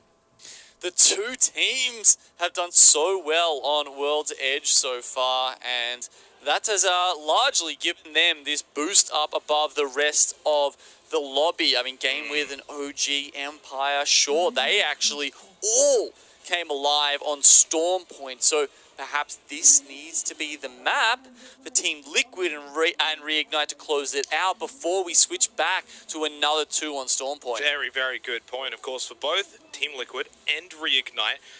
Rounds 3 and 4, 16, 17, 20, and 11. Those were their placement finishes on Storm Point, respectively, for our 2 match point status teams. So, realistically speaking, if they don't get the job done here, we could see this really extend out for at least a couple more rounds. And if I think back to how Rig have played match points in the past, Xenox, there was a time where it was the monkey on their back, right? I mean, they would dominate throughout the season, that consistency, just let them, just dominate APAC South for such a long time. But then sometimes we'd get to the playoffs and they wouldn't show up. Not today. They've started off so well that they are one of the first 2 teams to put themselves on that match point. The last time we saw this, in the Split 1 playoffs, actually, Xenox, they didn't take it out. They had the most points on the day. Honestly, if you ask a lot of people, they're probably the best team on the day. But they just couldn't close it out. And that's the nature of BR sometimes, honestly. It's so hard to get that win. I mean, there were end circles they played where they pushed through so many teams, 11 kills, still couldn't take it out. So do they have a good chance here? Absolutely. They're playing so well, but isn't guaranteed. Far from it. Obviously, between our 2 match point status teams, only one of them have found a victory so far, that being Reignite. That was all the way back in match number 1. Of course, we'll have a focus on those 2, but the teams just directly below them, in this instance, GameWith, Optic, Empire, all 40-point plus at the moment, so they're very, very close to joining Team Liquid and Reignite. If neither of those 2 find a victory here, we can obviously have way more teams on the match point status going into the next couple of games.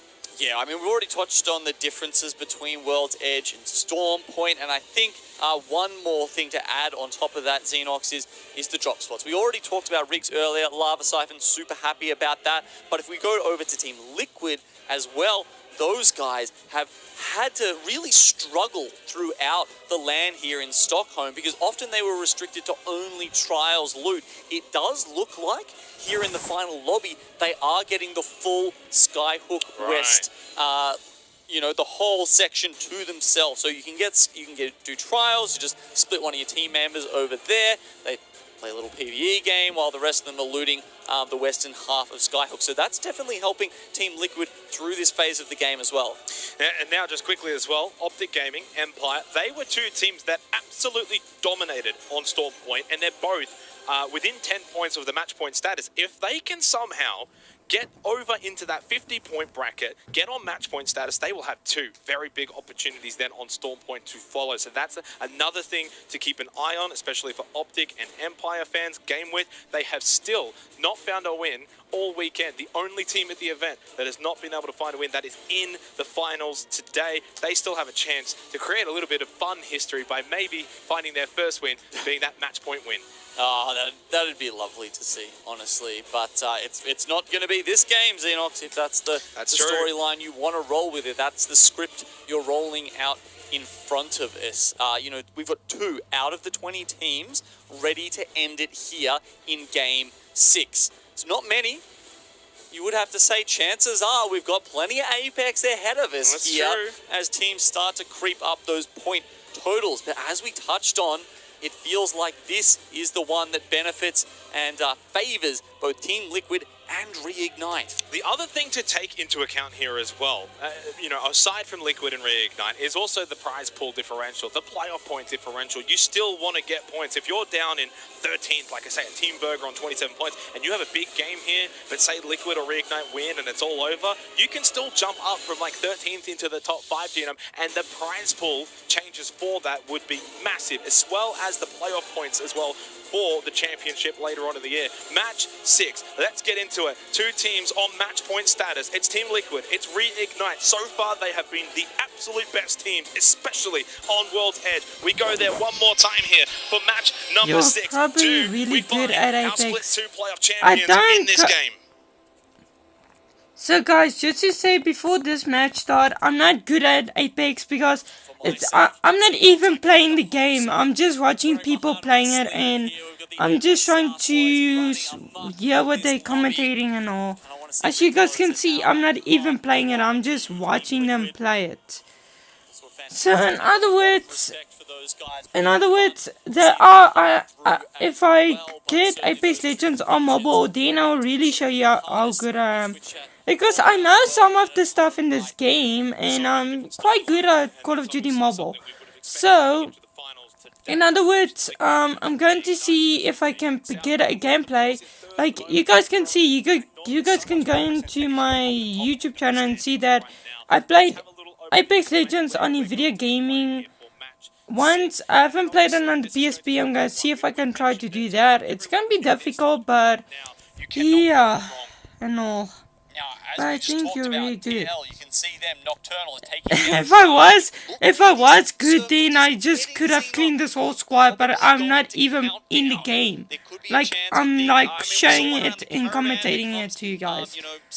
Oh well, I'm just going to listen to what these guys say, and then I'll be back. So yeah.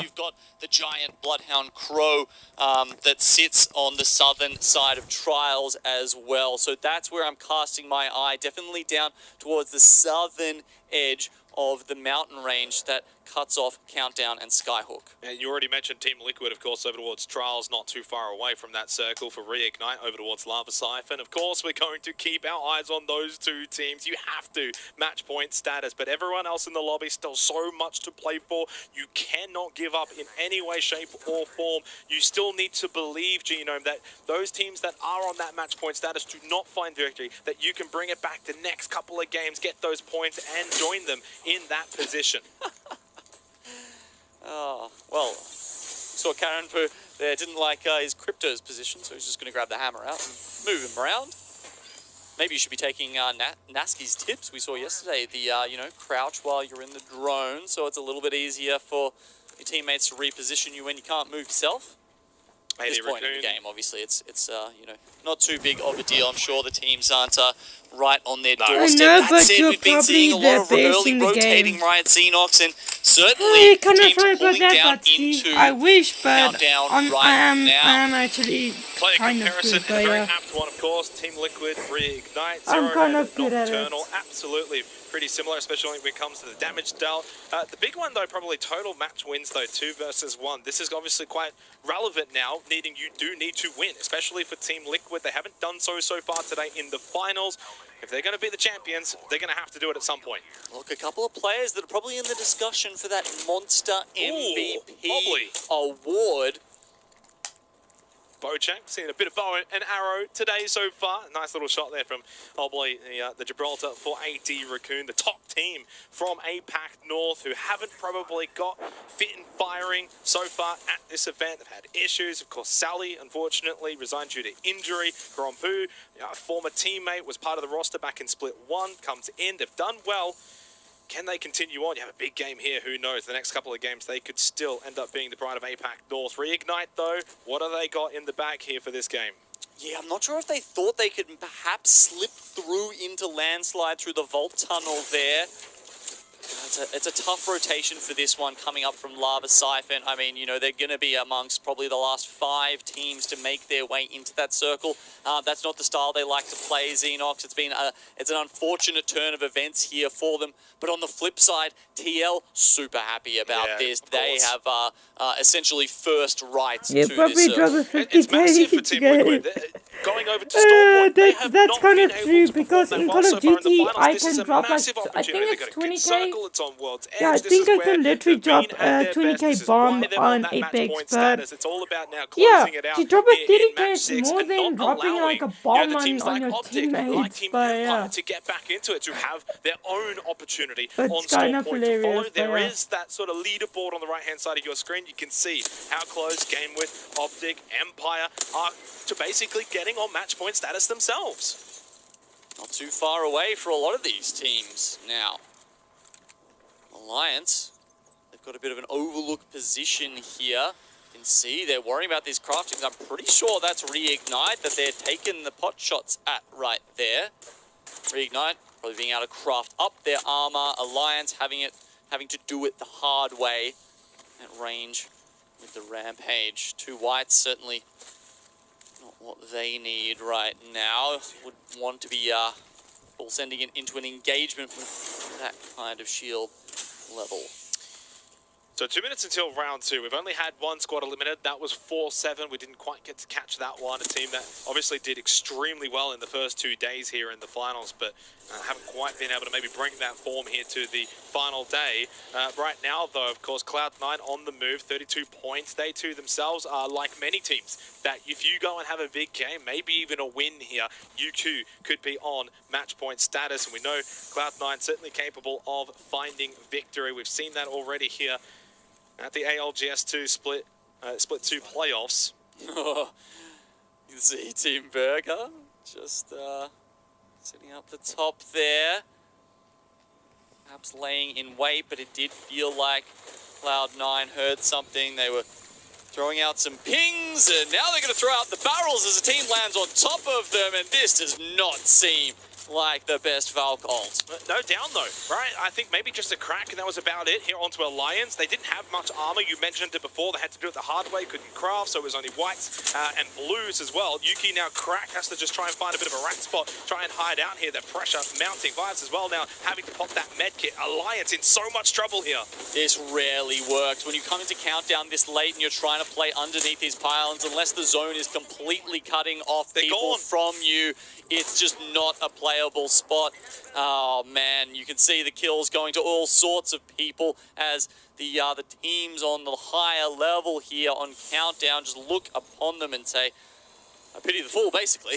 You remember back to sort of day 2, the start, the winners bracket. Alliance 10th place is where they finished, and they were able to sneak into the finals so far. Not really being able to make too much noise, and now they're going to sort of sit back, hope and pray that someone doesn't win this game. Well, it looks like GameWith and Optic are actually having a fight all the way over in Geyser right now. Okay, Skittles is going to lob that thermite and catch someone off guard. Big fight though here because it's Optic and it's GameWith, so one of them loses out. They're not going to be able to reach that match point status. The winner though would obviously be able to get those KPs, move a little bit closer to 50 points. Now of course, now Duplex is down. They can still recover the banner, but GameWith surely from here, you can see triple purple. It's only Skittle and Noct. GameWith in a big position to wipe out Optic Gaming. Yeah, they've got to take out a 2v3 if they want to be the ones to continue throughout this game 6 here and, you know, get themselves that chance to get onto match point. GameWith, at this point, they have everything in their favor. You saw they even had the pylon up there that allows them to focus on healing up their health, considering all of these players are currently outside the ring. Optic having to set up barrels in a building this far out. I mean, how many syringes and med kits do they have left? Yuka is going to start pushing in. Well, remember, GameWith not running the caustic though, so those barrels are going to be extremely effective here for Optic Gaming, and it might just force GameWith away. I mean, the zone's probably going to start doing that too, but a big chance for GameWith if they do wipe out Optic Gaming. The kill points that they get a little bit closer to that 50-point margin, of course, but for GameWith themselves, you've got to worry about the game as a whole, and I think Optic have been able to escape here. Okay, they're going to go for the Valk ult out. They do actually break the shield, but it's not quite enough to take them down. Did they do enough flesh damage to Noct? Almost. He has to immediately ground himself and pop one of those syringes. One of the 2 he has left after this. Where's he going to go? Skittle Cases will be able to drop him a couple of meds, but I guess the question is, do GameWith chase? I think they should be able to make it in here. It looks as if that definitely will be the case. You're right about GameWest. Do you chase directly, or do you worry about your own rotation into the circle? It looks like they're sitting in Geyser for the moment. We don't see a quick decision on that front. And the other thing to note, of course, is that Optic Gaming have got Duplex. They've grabbed the banner. They can take it to the respawn beacon and be back up to full strength in no time. A big little moment there for both of those two teams, considering the circumstances around the amount of points that they've already been able to acquire through the first 5 matches. Okay, now if we look at where Rig here are, outside Lava Fissure, Xenox, it's an interesting spot. We noted that they were very late at rotating into the circle, and at this point, essentially, it looks like they're going to go for a strat where they have to just wait and Valk ult in at the last moment. We'll see how they play that strat out. Let's get a listen in.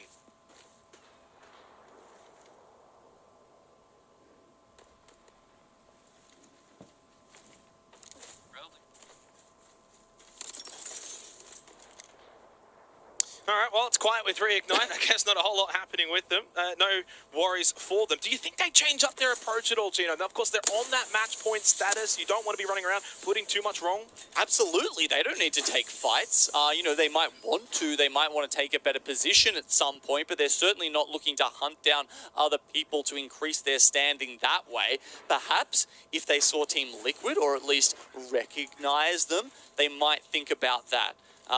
Actually, one thing I should clarify, when we were talking about anonymous mode before Xenox, is they do get to see when a team is eliminated. So you might not know who you're knocking, but once you have fully eliminated the team, it will show up in the kill feed. And that's what everyone's hoping to see right now in the kill feed is Team Liquid eliminated, Reignite eliminated, because then they can feel a little bit safer about maybe continuing on here for the finals and playing some more matches. Now, Optic Gaming are not into safety just yet, still deep inside of the zone near Lava Siphon. That med kit is going to be right down to the wire here. Does he get it off? One more second. No! 0.1 seconds for Skittle Cakes. Yeah, and you can see why this is happening. So I believe... I think he was trying to get that med kit off, right? Well, but obviously. Sometimes in these early circles, the correct play is actually to go down and let your teammate revive you, because it just gives you a little bit of health back. That's true, and then you get that med kit off, so either way, you're just straight winning at that point.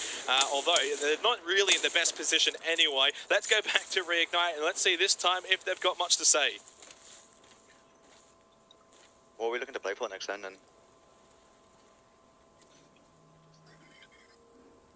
Zero? Yeah. Can either force the 3v2 flat top. Valk 40 underneath countdown spots.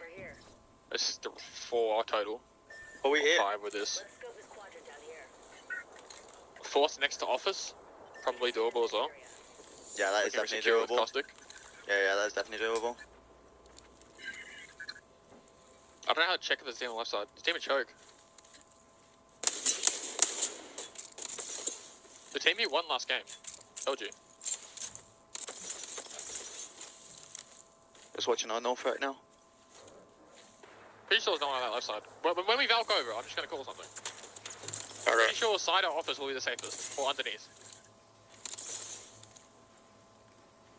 Unless we can just farm empty team.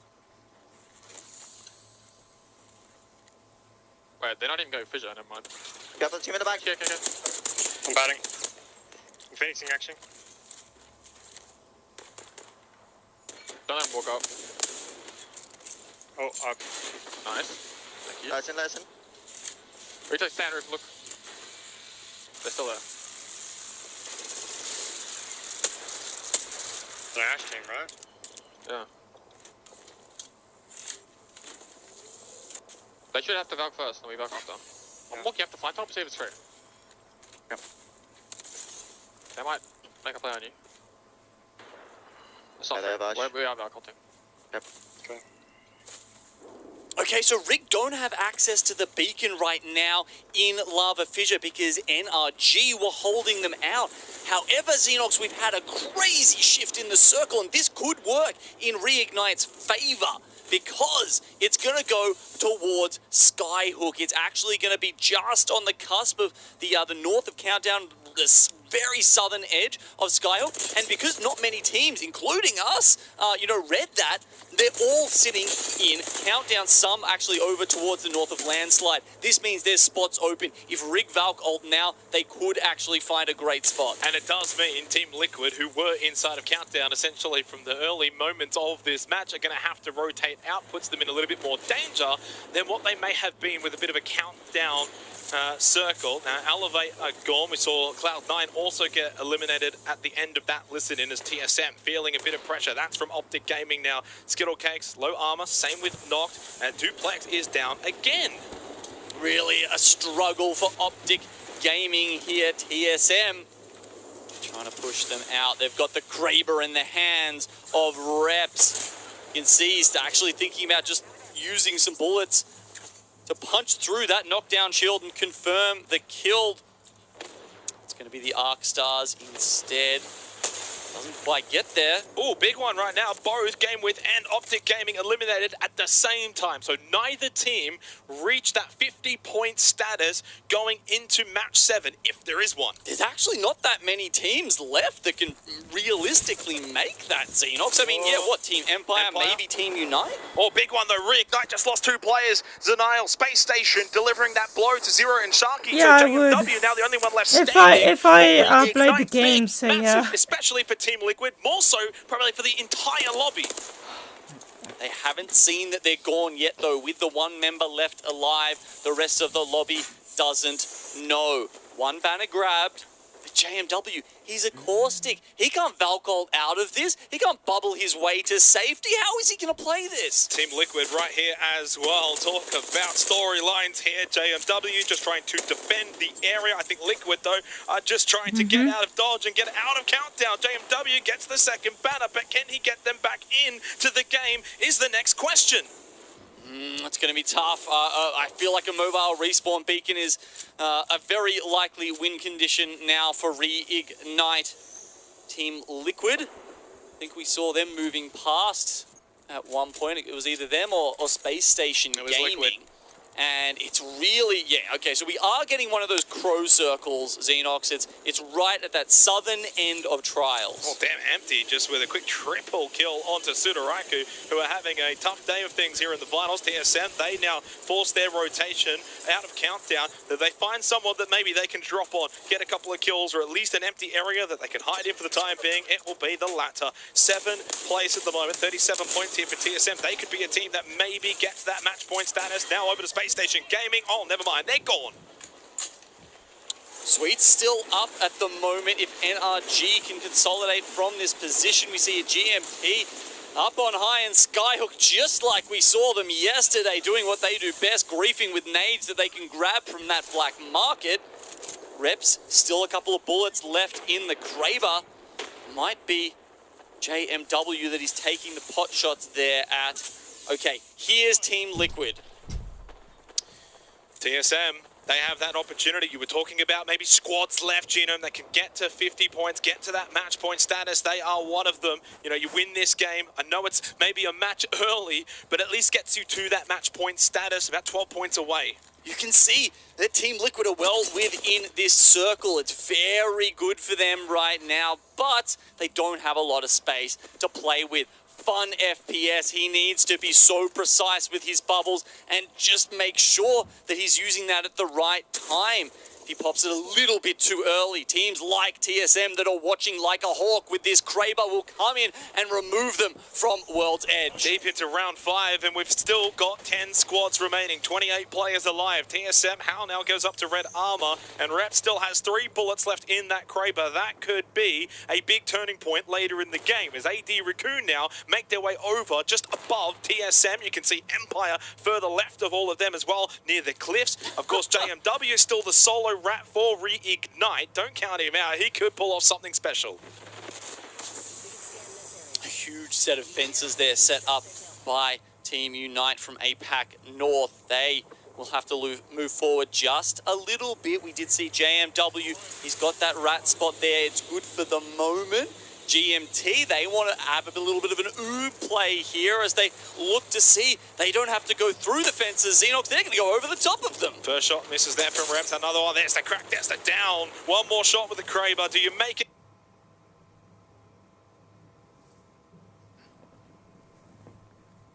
Count Reps. I think you might. He should be able to. No, just misses that one. Tough shot under the pressure for TS. Killing each other. This is perfect for Team Liquid. Surely they can capitalize from here. Luminosity now gone. 7 squads left. TSM just down to Verholst. He's got to get this bat off, and maybe he can just at least maybe find a way to influence this game a little further on. There is Team Liquid. They've got NRG behind on top of them. Could this be the moment? Could this be Team Liquid's championship? I mean, North America, they had the most teams coming into our final day here. Is Team Liquid going to be the one to make them all proud and take home the split to playoffs? It could very well happen. 7 squads still left, though. A lot of shenanigans surely left in this particular match. Into round 6 we go, and JMW is still alive for Reignite. Don't count him out, Genome. The zone will start closing soon. 15 seconds or so until these teams have to make their next move. Unite have it's a whole oval to themselves here right now, as well as an EMP on the way. FGen has created a northern wall for the APAC North team. NRG, of course, above Team Liquid. Empire, they're gone. They're out. Now Nathan has to heal up. They're out on 48 points as well, Xenox. They were 2 off making match point, but will it even matter? Because Team Liquid have found JMW. They are the only ones now who can take this out. He does manage to get it down onto Gildersons, though. The young player has done so well to get Team Liquid into this winning position in the playoffs. Missile Swarm from NRG, now onto Team Liquid. That down onto Gildersons could be the difference maker in maybe giving Reignite another attempt at things. NRG, you have to wipe out Team Liquid if you want to be able to win the championship on the 45 points as well. 4 squads left alive. TSM for Hulse just by himself, as then we've got Team Unite, NRG, and TL. TL had time to reset here. It looks like they might have got them up, but NRG are pushing. Unite can third party this as well. NRG get the knockdown onto Nocturnal as well as fun. There's only one left up now for Team Liquid. They're out, they're gone. We are going to continue on here for Championship Sunday. NRG, though, should fall at the hands of Team Unite. They created that northern wall of the Watson fences. Now surely find victory. Our winners of match 6 from APAC North. It's Team Unite. This has huge implications for the scoreboard as well. Xenox, TSM were on 47 points there. Well done, team. Well in the done. dying seconds. These guys are game today. You know what the difference between first and second is in placement points, Xenox? It's everything. It's 3 points. 12 points for first, 9 points for second. What? And if TSM had been able to clutch that out, I mean, as we touched on, the whole... Okay, guys, I think it's time for me to end up the live stream. If you guys haven't enjoyed yet, just subscribe and leave a like and all that. And guys, don't forget to share this video to your friends and family, so it can help me a lot and all. With the win are actually going to pull it out and get 69 points. What? But so many. NRG, Empire, TSM came with Optic Gaming as well. I already know that the chat is going to be spamming and say, oh, keep it going and all. Okay, yeah, I would be that. Okay, guys, I think that's the end of that round. I think it's time for me to end up the live stream. They played, I can see that these guys are playing a lot and all, but I'm damn tired because it's almost time for me to go to bed. So, if you guys haven't enjoyed it, just please enjoy it, that's all. And I will see you guys in the next one, and I hope you guys enjoy my live stream. So, bye-bye.